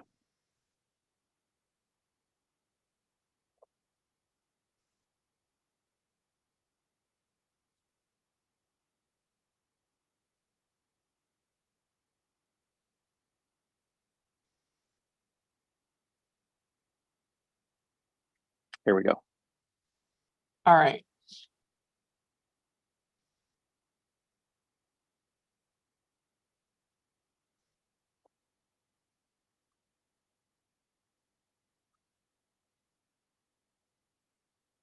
All right, Ms. Stevenson, we're ready. I believe so, Your Honor. Okay. Let's see. what do you want me to do first? So we got Hart, Morris, Walton, and Poe. Oh, which one were we were doing Poe? Let's Right. get back to Poe. And then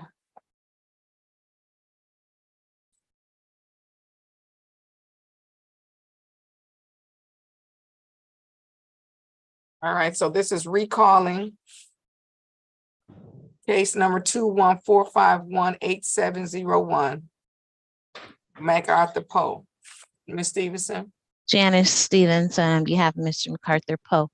Mr. Poe, I think he's already entered his appearance, and at this time, I believe Mr. Poe will continue his plea of not guilty and is asking that this matter be set for waiver trial. All right, so Mr. Poe, the court was about to question you about the waiver with respect to the trial. Your lawyer indicated that you want to waive your right to a jury and have the case heard by the court. Is that what you want to do? Yes. And do you understand that if I accept the waiver from you, that you will not have a jury trial, but the matter would be heard by me? I would be the only decision maker. Yes. And is that what you want to do? Yes. Has anyone threatened you in any way or promised you anything that was not placed on this record to get you to waive your jury? No. Any objection from the people? No objections, Judge. Having no objection from the people, finding that the waiver has been made freely, knowingly, and voluntarily, the court will accept the waiver. My next waiver trial date is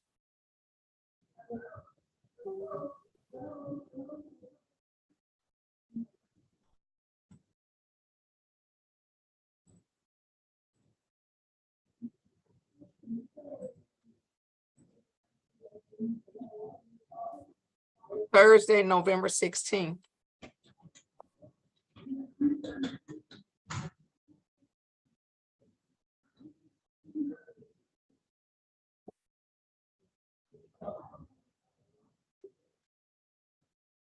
That will be set at 12 noon for check-in. And if everyone checks in and we are ready to proceed, then we will proceed at 1:30 for trial. Unless we want a pretrial conference before that. Uh-oh, Mr. Poe, you have to let the lawyer speak for you, sir, or. Sorry. Okay, Ms. Stevenson, what did you say? What was going on? I think I was deferring to Ms. Ritter as to whether or not she thinks a final pretrial would be dispositive from the complainant's perspective. Do you want a pretrial, Ms. Ritter, or have you been in touch with your witness, or what's the situation? Yeah, the last time I've been in touch with the complaining witness was the day that the I'll take a final pretrial. I'm sorry, I'm Well, thinking we'll set out a loud. final pretrial conference for October the 12th at 9:10.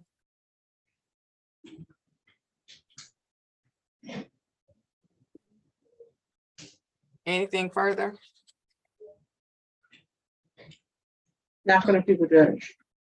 Nothing on behalf of Mr. Poe. Thank you, Your Honor. All right, Mr. Poe, you're all set until October 12th at 9:10. That's on Zoom, but if you have to come in person, please do so.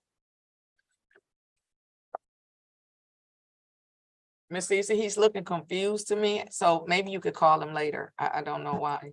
Absolutely, I will. Give me about an hour, Mr. Poe. Oh, yes, Mr. Torres. Give me Judge is, yeah, thank you. Oh, there she is. She's calling me now.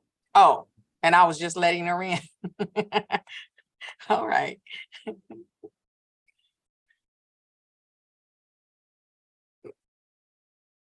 Miss Patterson. Oh, she's talking to you. Hi, I'm here. Okay, I can send you and the lawyer to the breakout so you could discuss your pre-sentence report. Yes, please. Thank you, Okay. Judge. All right. Thank you. I'll send you both to breakout room number 15. Thank you. Okay. You're welcome. Okay, Ms. Stevenson, we're ready on I forgot. What are you doing on Walton? We're requesting a waiver trial for Walton, please, Your Honor. All right, and then what about, That'll be the same for Hart and Ms. Davis is I still just in. realized that you don't have any help today. It's just you.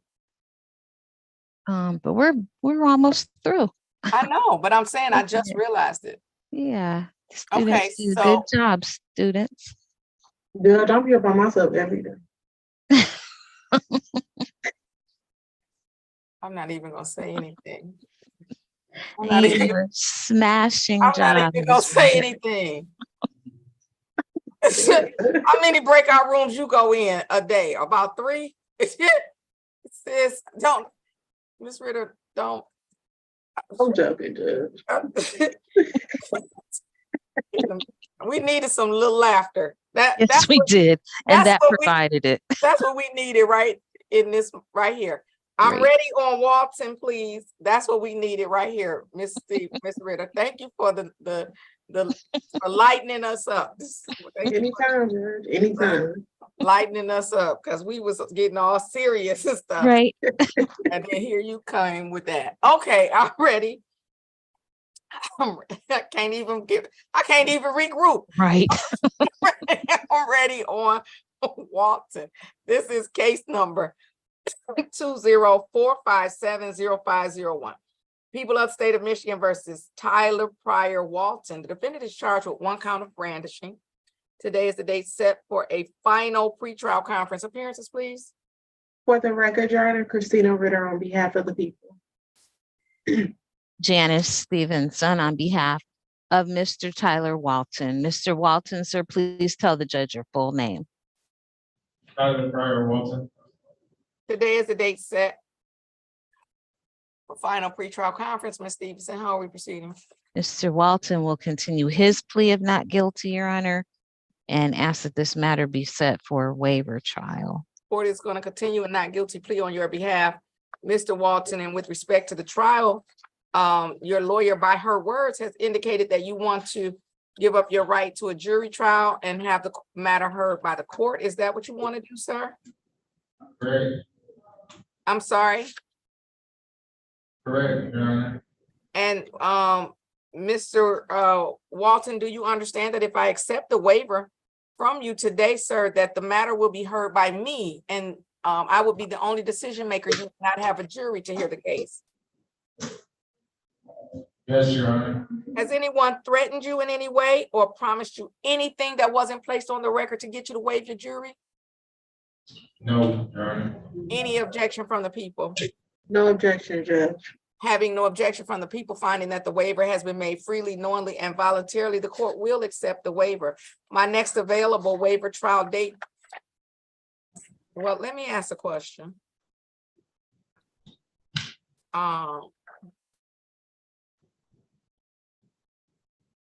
No, strike it. Okay. My next available waiver trial date is November the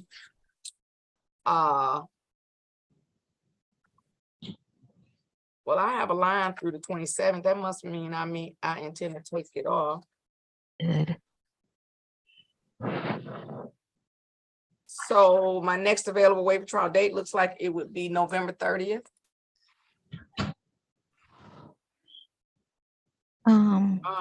Well, actually strike it. Well, yeah, November 30th would be my next available. Could we not do the 30th? Could we not do that week? There's an important event on the 26th of November, which may cause me to be out of town. Well, let me ask you this question. Okay. With you and Ms. Ritter with these special requests. Yes. Do you realize that you have a jury trial on November 28th? Boykin, and it says 3 cases? Mr. Boykin has 3 cases? But does it have a final pretrial? I don't know. But it's a jury trial with 3 cases on November 28th. That's all I know. I'm working on that. Okay. So then the next available date would be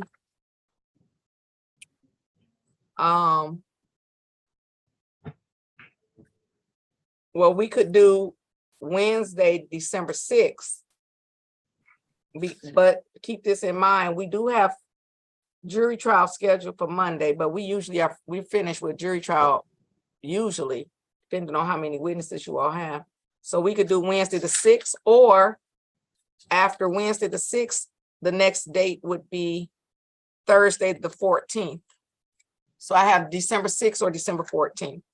I think the 6th would be fine, and I would ask for a final pretrial for the necessary witnesses' cooperation. All right, the court will set a bench trial for Wednesday, December the 6th. We're gonna set that at 12 noon, check-in. Additionally, the court will set a final pretrial conference for November the 6th.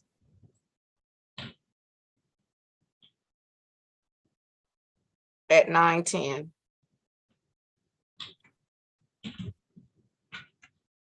People will confirm that they will be able to proceed on to the trial.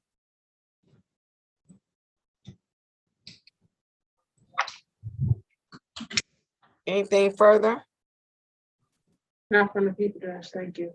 Nothing on behalf of Mr. Walton. Thank you, Your Honor.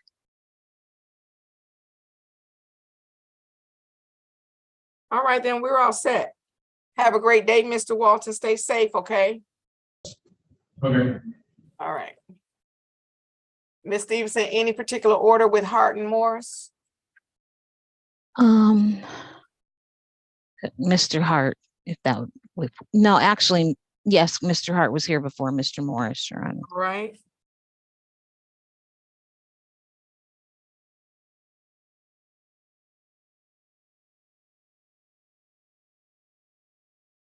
I'm ready on Hart. This is case number 164491901. The people of the state of Michigan versus Ladero C. Hart. Defendant is charged with 1 count of assault. Strike that. Defendant is charged with 1 count of operating while intoxicated. Today is the date set for final pretrial conference. Appearances, please. Excuse me, for the record, Your Honor, Christina Ritter on behalf of the people. Janice Stevenson on behalf of Mr. Ladero Hart. Mr. Hart, sir, please unmute and tell the judge your full name.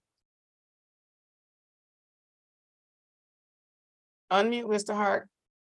Can you unmute? Hold on. There you go. Yes, ma'am. Okay, my name is Ladero Hart, Your Honor. What? Ladero Claude Hart.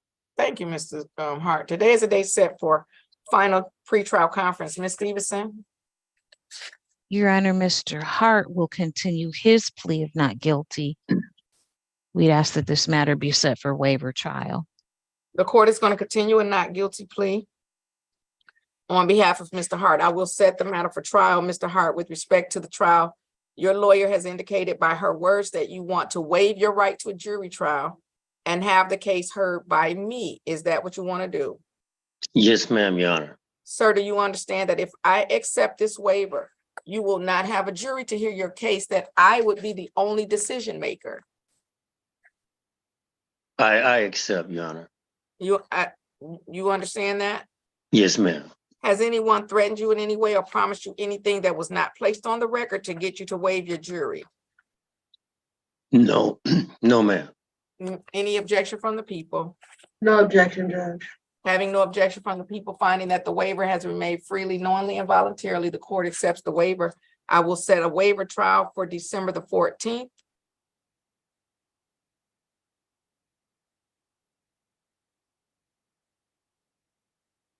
At 12 noon, check in. Is there a need for a final pretrial for this case? The people are requesting one, Judge. Final pretrial conference, November 7th.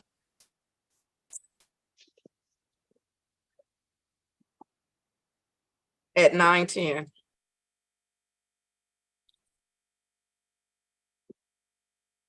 Anything further? Not from the people, Judge. Thank you. Nothing on behalf of Mr. Hart. Thank you, Your Honor. Mr. Hart, you're all set until November 7th at 9:10 on Zoom. Have a great day, sir. Stay safe. Thank you. You also, Your Honor. Welcome. Appreciate that. Thank you. Bye-bye. All right, I'm ready on Morris, but give me 1 second.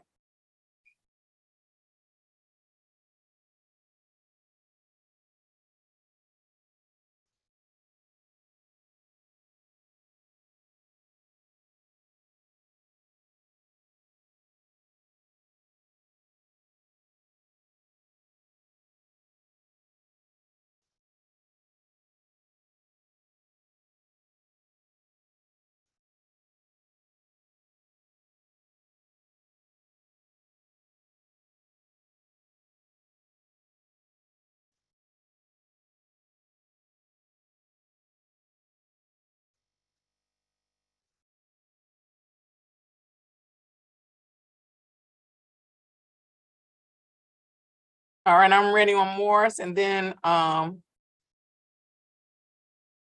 Patterson. Mr. Morris, turn your camera back on. All right. Morris and then Patterson. And Ms. Stevenson, you all are confused me with that height of designation, but I'll get to it in a minute. This is case number. This is the second person y'all letting come to court with a t-shirt on. Students are gonna have to tell them to change their clothes. This is case number oh,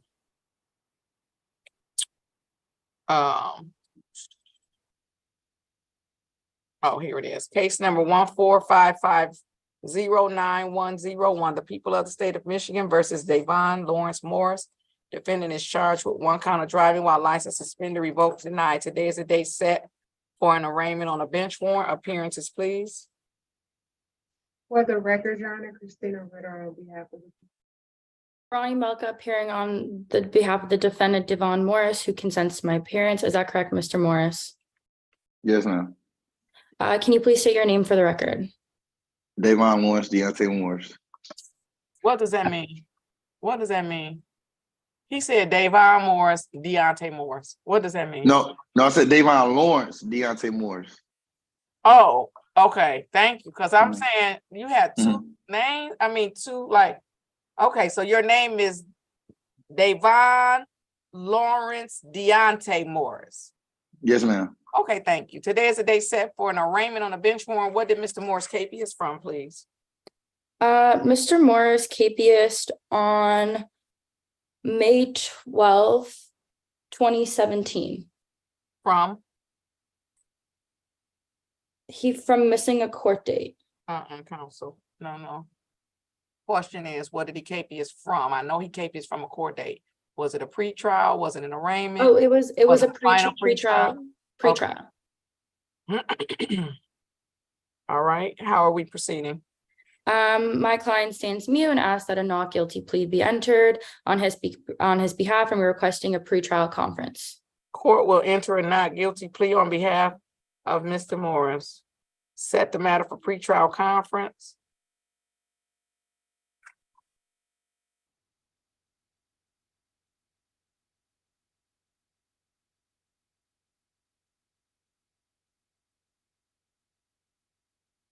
August 24th.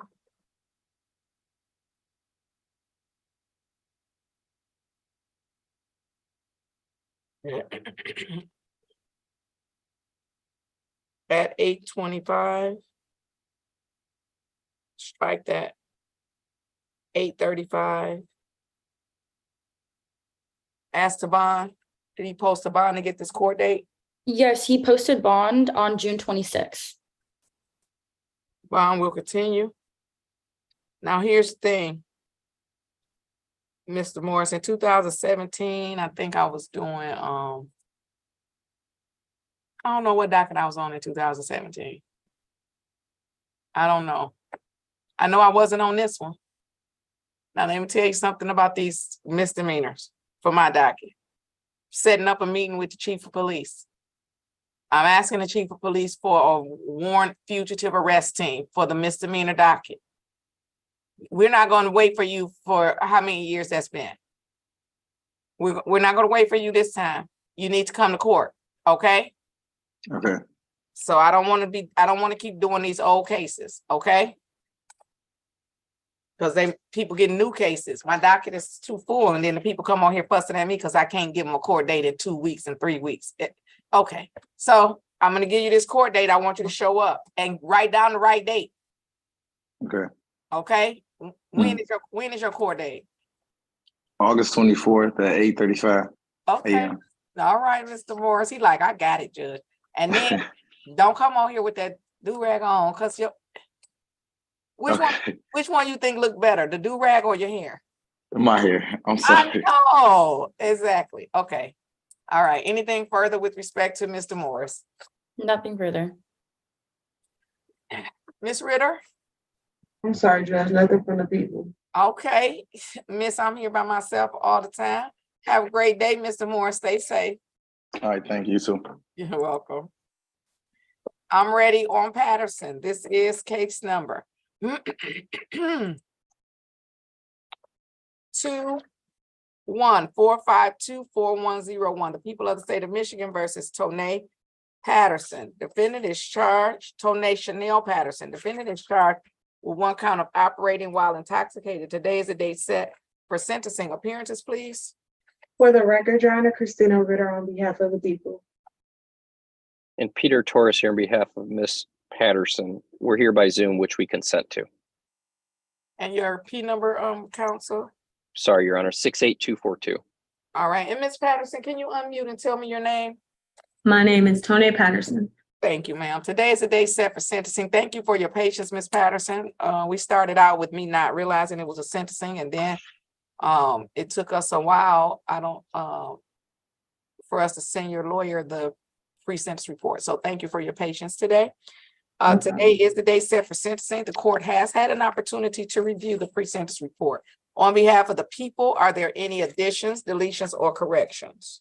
Judge, the people had an opportunity to review the pre-sentence report. I don't see any additions, deletions, or corrections on our end. On behalf of the defense? No additions, deletions, or corrections, Your Honor. All right, and with respect to sentencing, is there anything on behalf of the people? Your Honor, so there is a recommendation by probation for a 12-month probationary period. Looking that there are no prior criminal histories in this matter, Your Honor, the people would ask the court to adopt the recommendation from probation with the terms and conditions. All right, with respect to sentencing, anything on behalf of the defense? Yes, Judge, this is a very intelligent young woman that is a graduate of Grand Valley State University and has a phenomenal job, and she knows what she did was wrong.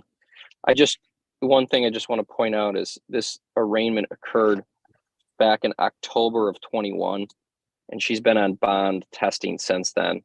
And I understand that there's a recommendation for probation. I would ask if the court would consider reducing that time period for probation and allow her to complete the alcohol highway safety program and Mothers Against Drunk Driving and then be released. I'm not sure if the court would consider that, but that's what I'm asking. She will stay out of trouble and she won't see you again. All right, Ms. Patterson, would you like to make any statement on your own behalf? I would just like to apologize for being in this situation. I do know that what I did was not wrong. And as Mr. Torres said, I hope to never see you again. And if I do, hopefully it's on way better terms than this. All right, I want to ask you one question because you said, I know what I did was not wrong. You didn't, that was. I'm sorry. I know what I did was not correct. I'm sorry. Okay. I was like, that was a faux pas, wasn't it? I hope. Okay. I'm sorry. No, that's all right.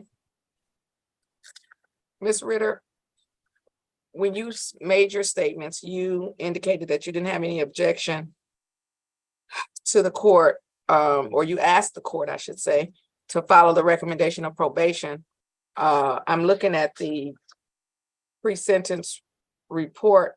I don't see where there was any specific agreement as relates to the length of probation. My question to the people is, do you have any objection to the court shortening the length of the probation? Judge, I would say that I would not have an objection, and I will leave that in the discretion of the court at this time. All right, court has had an opportunity, as I indicated, to review the pre-sentence report. And you are, looking at the report, I do want to just draw attention to the fact that when Ms. Patterson did give a statement to the probation department, even in that statement, she did apologize for her actions and express regret for those actions. And I'm glad always to hear that, especially on these cases, because it's very dangerous, not only for you, but for anybody else who happens to be out on the street that day. You do appear to have very good employment, and you have completed your degree according to the report. I am going to sentence you as follows. I will accept the recommendation for probation. I will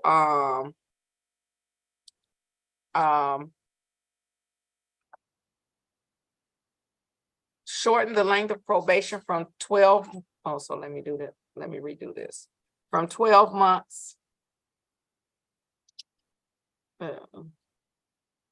to 9 months. So that would give a final review date of April the 11th. If we get to that point, you would be eligible for early termination as of, it would have been the middle of December, but then the court closes. Well, I think the court closes, let me see, right? December 21st. Let's see. Okay, you will be eligible for early termination the day before the court closes for the holiday. So that would be December 21st. And therefore, I'm going to give you the following terms and conditions. I will of probation, and if you complete them by December 21st, then you can be discharged from probation December 21st, as opposed to the April 11th date. You have the following terms and conditions. You shall not violate any criminal law of any governmental unit. You must not leave the state of Michigan without consent of the court. You must make a truthful report to probation on a monthly basis, and you must notify probation immediately of any change of your address, phone number, or employment status. You are going to get a copy of this probation order. And then you will pay the following fines, costs, and fees. The court is going to impose the mandatory cost of $210, a $250 fine, no restitution, supervision fees of $35 per month. For the 9 months, the supervision fees will be $315. However, if you are discharged early, so by December 21st of the $315, you would have had to pay $157.50. Court is going to impose the $100 pre-sentence investigation and substance abuse evaluation fee. The total fines, costs, and fees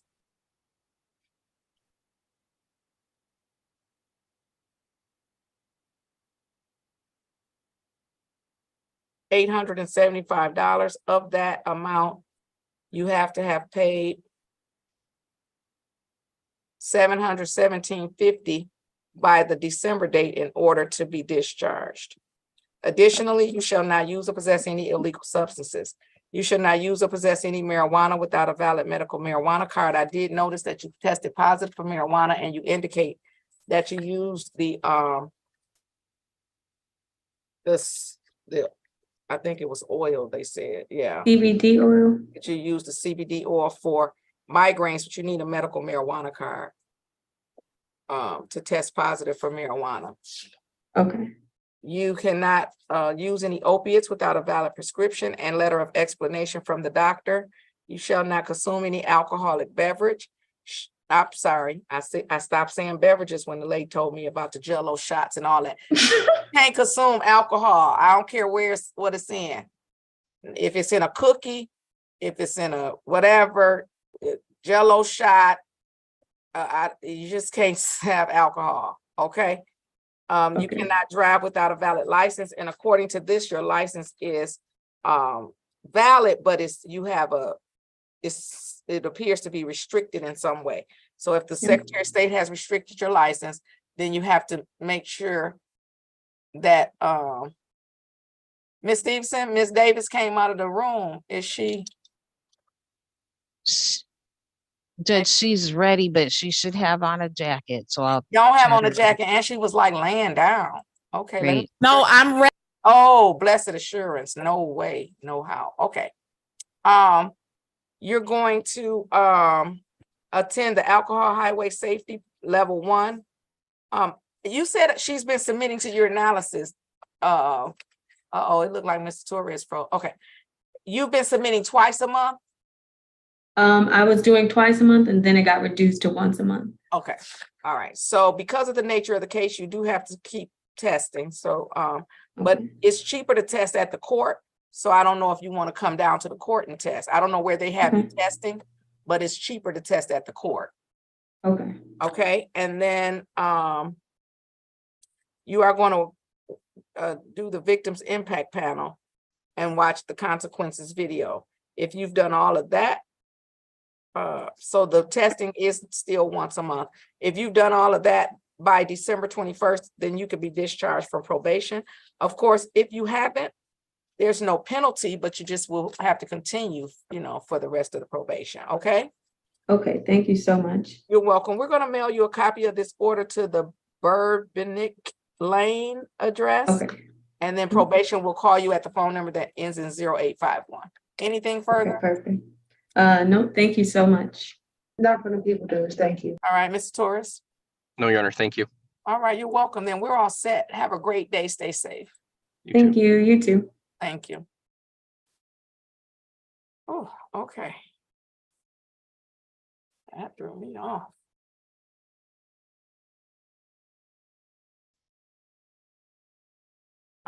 Ms. Stevenson, tell me where the person is that you named Haida. Where are they on my docket?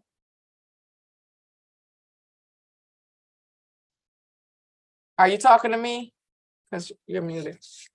Sorry about that. At 8:30. And it's the one that says, for review? No, the hearing. So I have a docket that came from the general docket and it doesn't have It the just says person. hearing. Okay. No, I don't know what that says. Do their first name start with a C? Let me find it again. I think so. Oh, yours doesn't even have. Yes, it does. It does. Because but that's a 2017 case. You feeling like it's still Haida? Well, it is still suppressed. I couldn't pull it up. Yeah, it's probably no longer suppressed though. It's probably not going to be suppressed now, but I'll save it to the end. So the only other person we have is Davis. Is there anybody else in the room? So the breakout should be empty now. Okay, so we just have Davis and this and then the trial.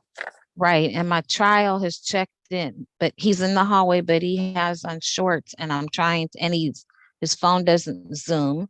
So that's on shorts for trial?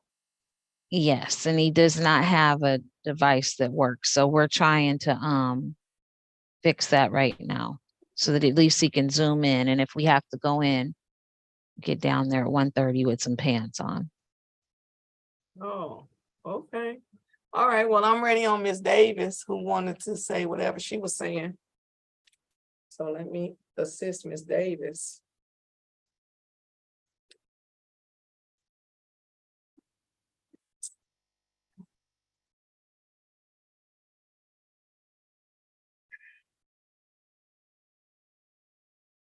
So Miss Davis, let's not ever do that again. Let's never do that again. Ma'am, let's not ever do that again, including right now. So here's the first thing. We are going to only unmute when asked to do so by the court. Number 2, the baby can't come to court. The baby can't come to court. Baby can't come to court.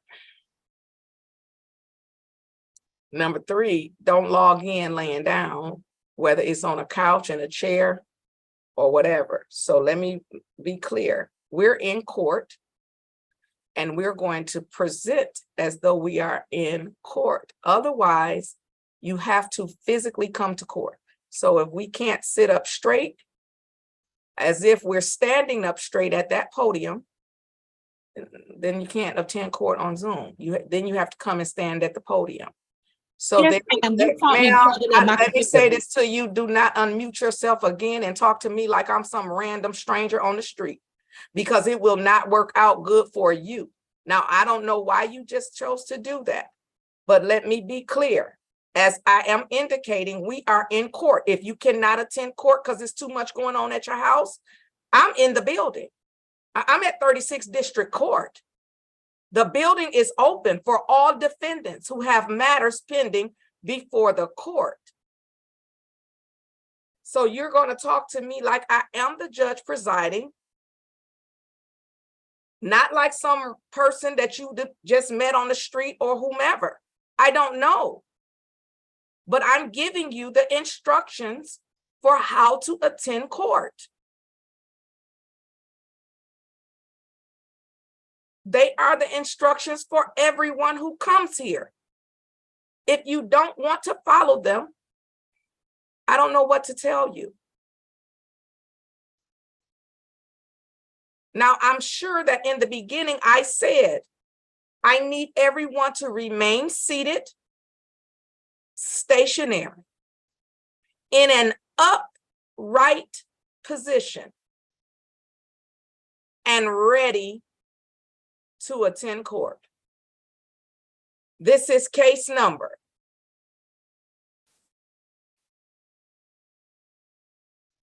164609001. The people of the state of Michigan versus Crystal Davis. The defendant is charged with 1 count of malicious destruction of a building, 1 count of assault or assault and battery. And today is the date set for a final pretrial conference. Appearances, please. For the record, Your Honor, Christina Ritter on behalf of the people. Janice Stevenson appearing on behalf of Crystal Davis. Ms. Davis, ma'am, please unmute and tell the judge your full name. Good morning, Your Honor. Crystal Davis. Today is the date set for a final pretrial conference. How are we proceeding? Your Honor, on behalf of Ms. Davis, Your Honor, I'm not certain whether the complainant was required to be present today. If that is the case, we would move for dismissal for the complainant's failure to appear. Ms. Ritter? You're muted, Ms. Ritter. Sorry, Judge. My note says that there was an arraignment on the bench warrant on May 1st of this year, and a final pretrial conference was set for today, but I don't have any notes that the court required the complainant witness to be present, so I will defer to the court. Not if it was an arraignment on the bench warrant, I didn't.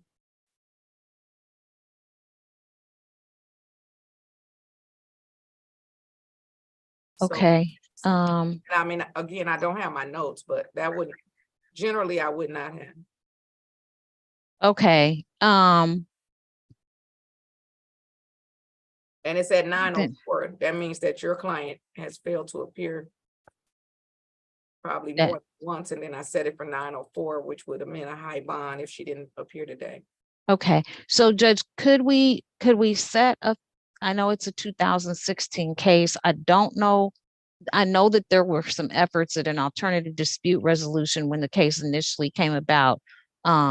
We have an indication that that alternative dispute resolution has been complied with, and it was back in 2017, but Ms. Davis did not provide proof of that to the court.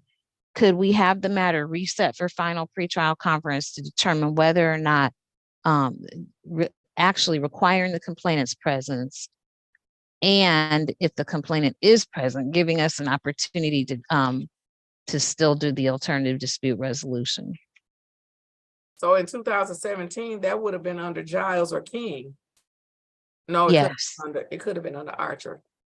Who I don't know who was the judge back then. I thought it was King.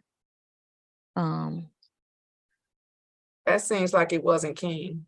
but I don't, it may have been Judge Archer. I don't have the ROA in front of me right now. Did she used to do alternative dispute? Yes, Your Honor, the register of actions did reflect that should anger management be completed, that there would be a dismissal. And Well, Ms. the anger management might not have worked because she's Understood, acting Judge. angry today. So I have the certificate from 2017, but again, Okay. I mean, I'll honor it, but I'm telling you, she acting angry today. So if Miss Ritter can look at her notes or whatever, and I mean, if that was the agreement back then, I suppose we'll honor it today, but okay, all I can say is I'll honor it today, but she might need to go to Mr. Rice's class. Is that certificate from Mr. Rice? it's not, Your Honor. I know it's not, because if it was, she probably wouldn't have been acting like this today. Okay, Miss Ritter, I want you to look at your notes. Ms. Stevenson says she has a copy of the certificate. The register reflects, that they were engaged in this alternative dispute resolution, and then she had a case dismissed. So if that's what the register reflects, or if that's what the notes reflect, maybe I also need to look at the actual file in the courtroom. Actually, Ms. Rutter, do you have the handwritten ROA where the judge writes on the file?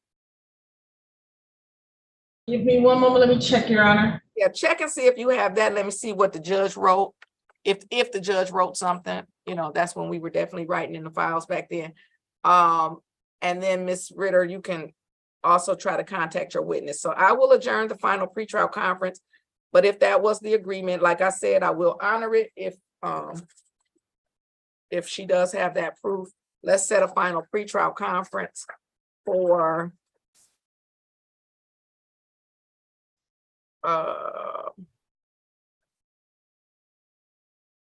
that trial is really going off my docket.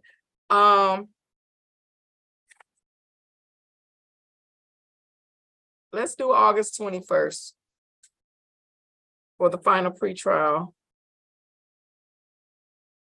at 9:04. And let's let me write this down. Proof of anger management and confirmation of agreement. Okay. So that's what I need that day. And I know we could, I was trying to see if I could do it sooner, but every day says no more, no more, no more. So I'm all booked up. Okay. All right. Well, unless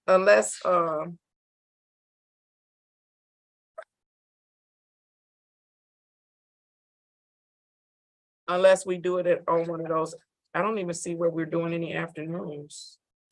No, because of that trial. Yeah, I'm booked up because of that trial. So that's it. Anything further then with respect to this?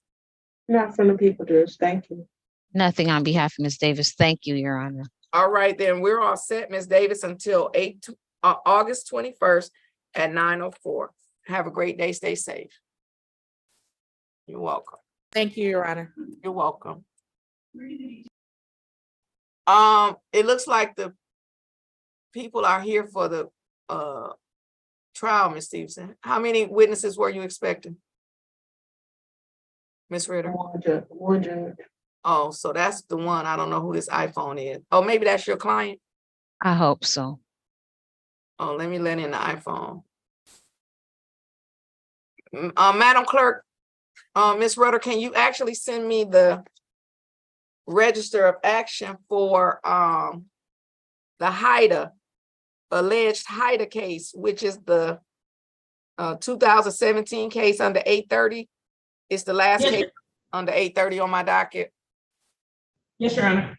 All right, let me see if this is the defendant. Is the dress code policy still posted on the court's website? Not sure. I don't know either. I haven't been there. Can the person that I just let into the Zoom room on the iPhone unmute and tell me your name? LaPorche Jeter. Thank you. You're welcome. That's not on my docket. Miss Ritter, is this your? Ms. Jeter has a trial date coming up and I have just not been able to call her back. She checked in earlier. So, But why is she on here though? because she want to talk to you? I think so. Oh, Miss Jeter, no, this my Zoom room. You have to call. No, okay, she'll call you. She'll call you. You don't have a court hearing today. Okay, I'm sorry. I was under the impression that I had Zoom court. But okay, thank you She'll so much. call you. Okay. Okay, thank you. You're welcome. All right, so is this the officer for the trial that's in the waiting room? Yes, Judge. All right, so Ms. Stevenson, I'm gonna look at the register for the Haida case and then you let me know what you're gonna do on the trial. Thank you, Your Honor. All right.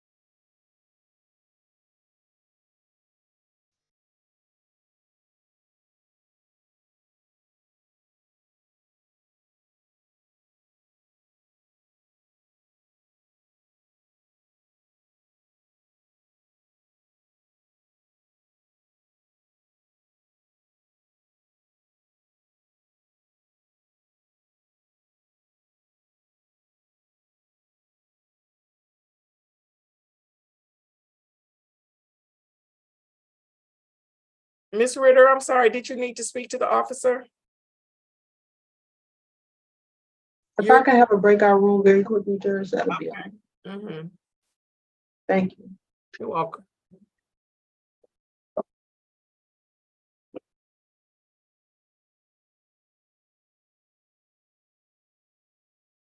Good afternoon, officer. I don't know how to pronounce your name.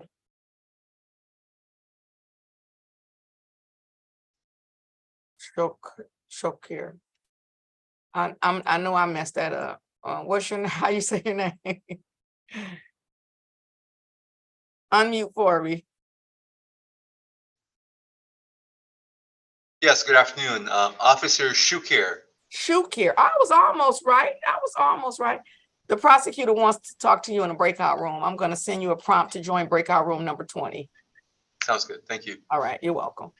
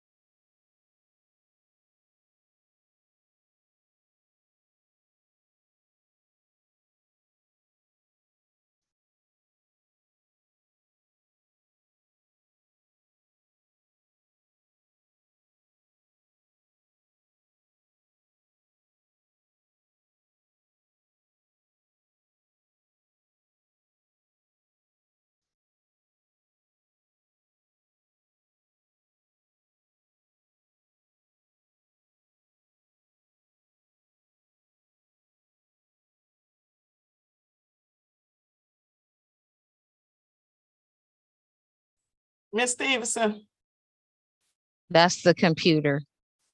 So I'm just gonna send him to a breakout. why is Mr. Bird, I'm saying, why is Mr. Bird coming to court at 12:07? Hi, Miss Reason Mr. Bird's fighting. Judge, I'm so sorry. This was an impromptu thing. Please. That's fine. Thank you. I don't know what I'm just doing here. What just happened? There we go. Did you see the join? There we go. Good afternoon. Okay, I'll be right back out, Judge. Okay.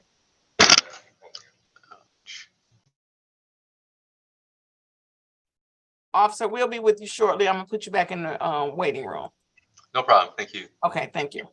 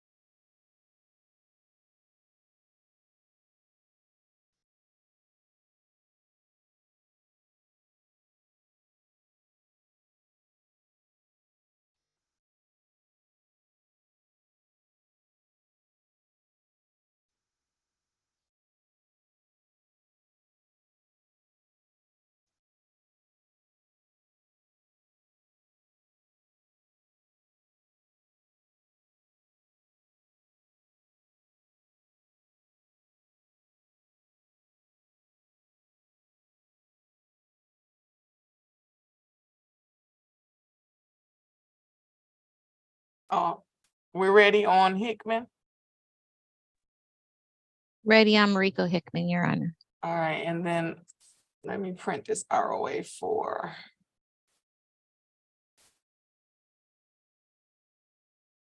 This other case. All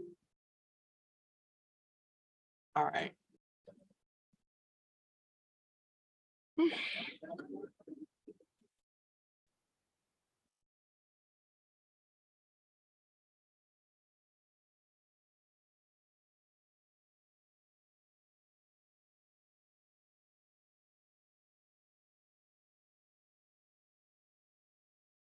Okay, oops.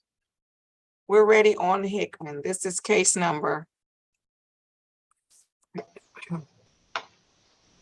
224487101. The people of the state of Michigan versus Mariko Montel Hickman. Defendant is charged with 1 count of disorderly disturbance. Today is the date set for trial. Appearances, please. For the record, Your Honor, Christina Ritter on behalf of the people, and I also have the officer present via Zoom this afternoon. Officer, can you unmute yourself and state your name for the court, please? Yes, good afternoon. Officer Samir Shakir. And for the record, Your Honor, Janice Stevenson appearing on behalf of Mr. Mariko Hickman. Mr. Hickman, sir, please tell the judge your full name.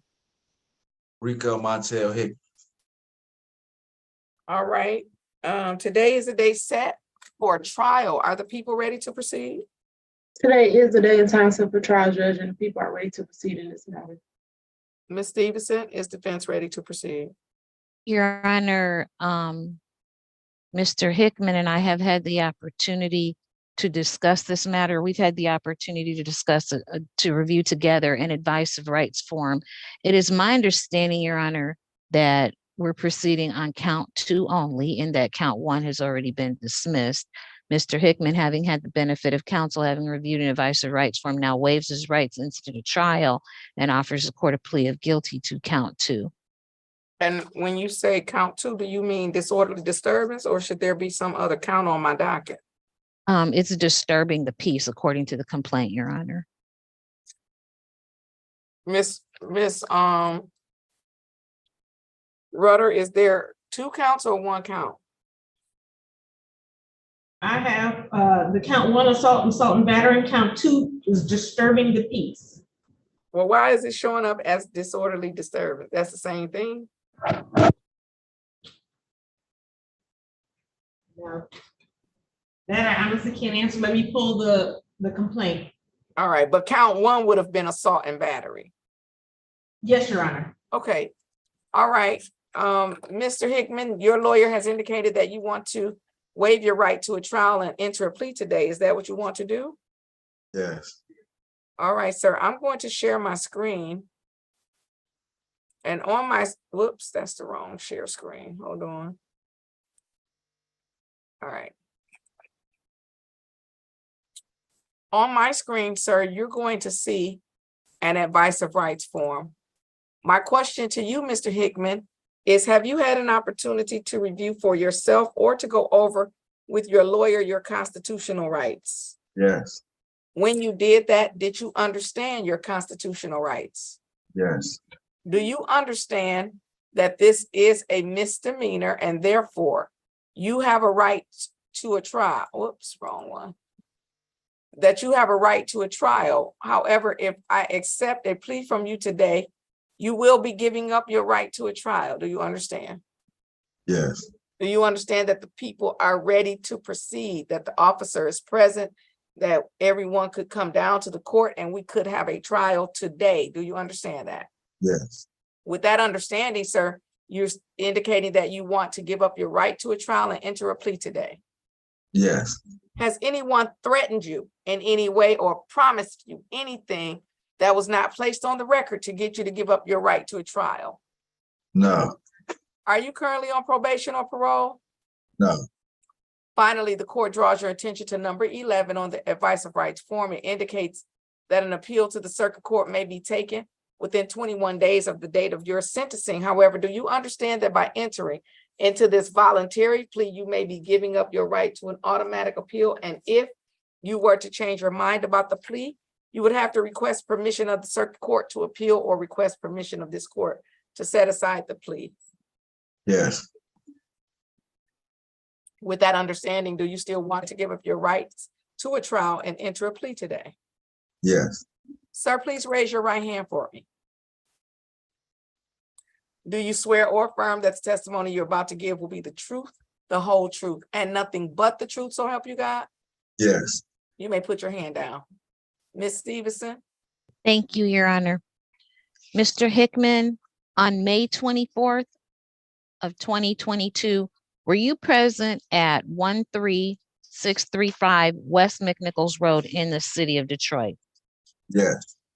And is that an L. George's Coney Island restaurant? Yes. And while at that location on that date, did you make a public disturbance at that place of business? Yes. Thank you. With that, Your Honor, defense is satisfied. Are the people satisfied? People are satisfied, Judge. Court is satisfied. I will accept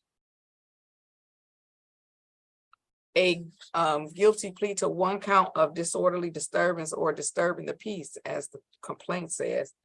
Having accepted that plea, is there any objection to immediate sentencing? No objections from the people, Judge.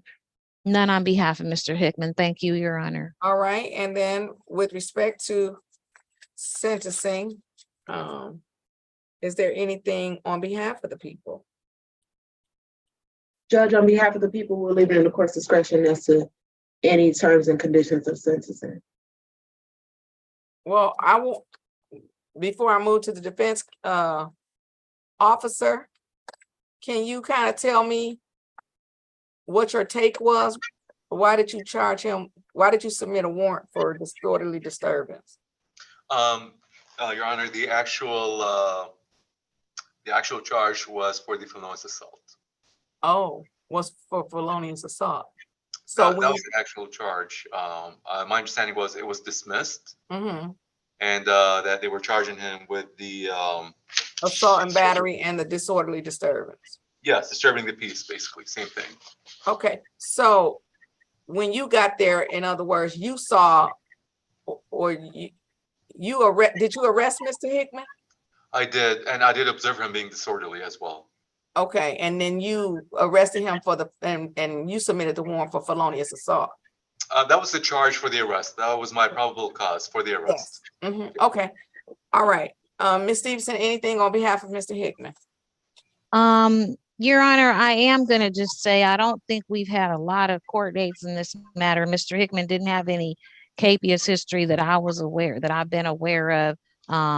He stayed in contact with me, but for our the dress code violation today, Your Honor, Mr. Hickman has been completely cooperative with me. And so I am going to ask the court to take that into consideration. I do have good contact information for Mr. Hickman. I don't have any reason to believe that Mr. Hickman will not continue to comply with all court orders in this matter, Your Honor. Mr. Hickman, would you like to say anything on your own behalf before I sentence you? I just want to apologize for my actions that day. All right. Court is going to impose the following sentence. Ms. Ritter, is there any objection to a delayed sentence on this particular case? Judge,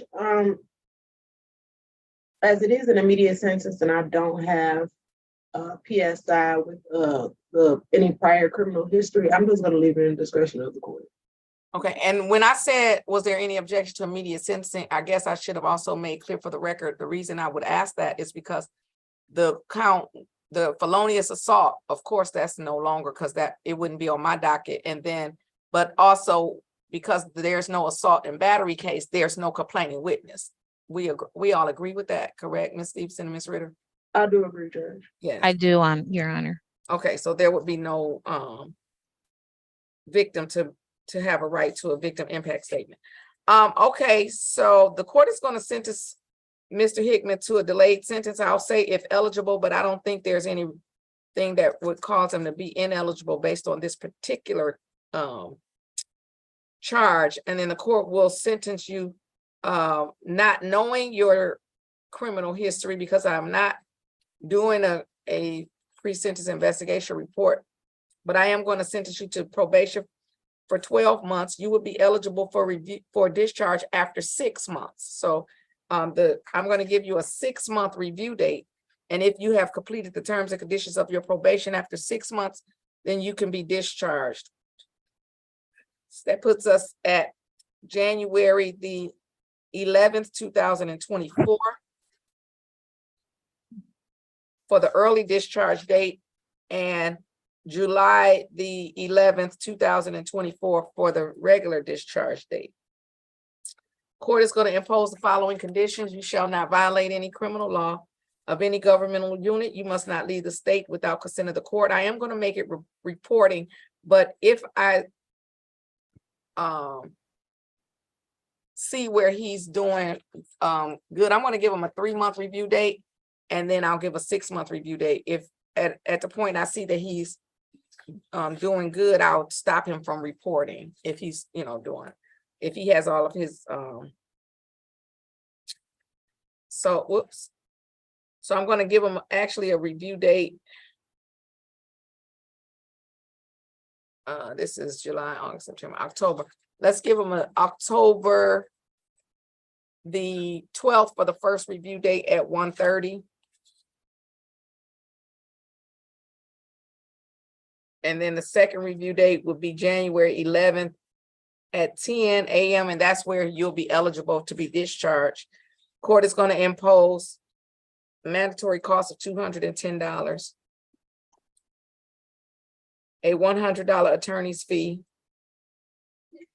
a $200 fine, no restitution, no supervision, and no assessment fee. The total fines, costs, and fees is $510.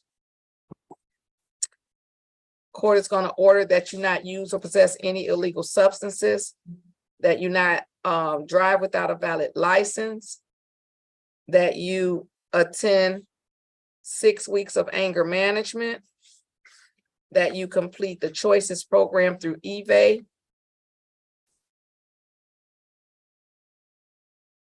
that you pay any outstanding tickets that you might have with 36th District Court,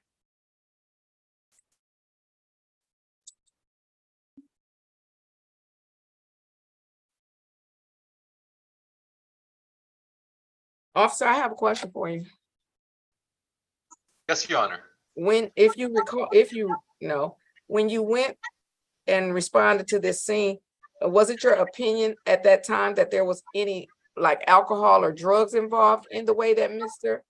Hickman was acting, or you just thought it might just be anger related or a dispute of some sort? Your Honor, I do not recall if he had been drinking because it is not notated in my reports. And maybe if he had been like, if you had visibly observed perhaps that he was intoxicated, is that something that you think you would have listed in your report? Yes. Okay, thank you. All right. Then that's going to complete my order, and he's going to come back October the 12th. And I believe he's in the building. Am I correct? He is, Your Honor. He's in our office on the first floor. Okay, so this is what I'm going to do.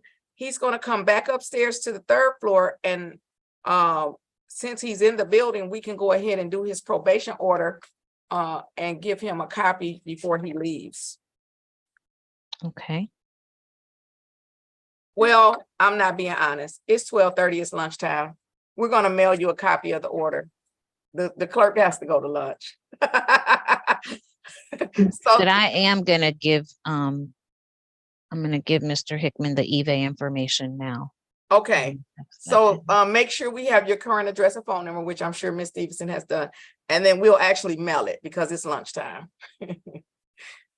All right. Anything further with respect to Mr. Hickman?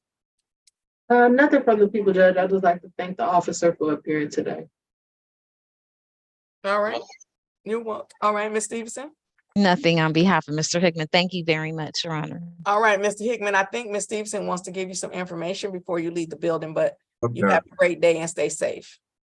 Okay, you too. Thank you. All right, we're not all set.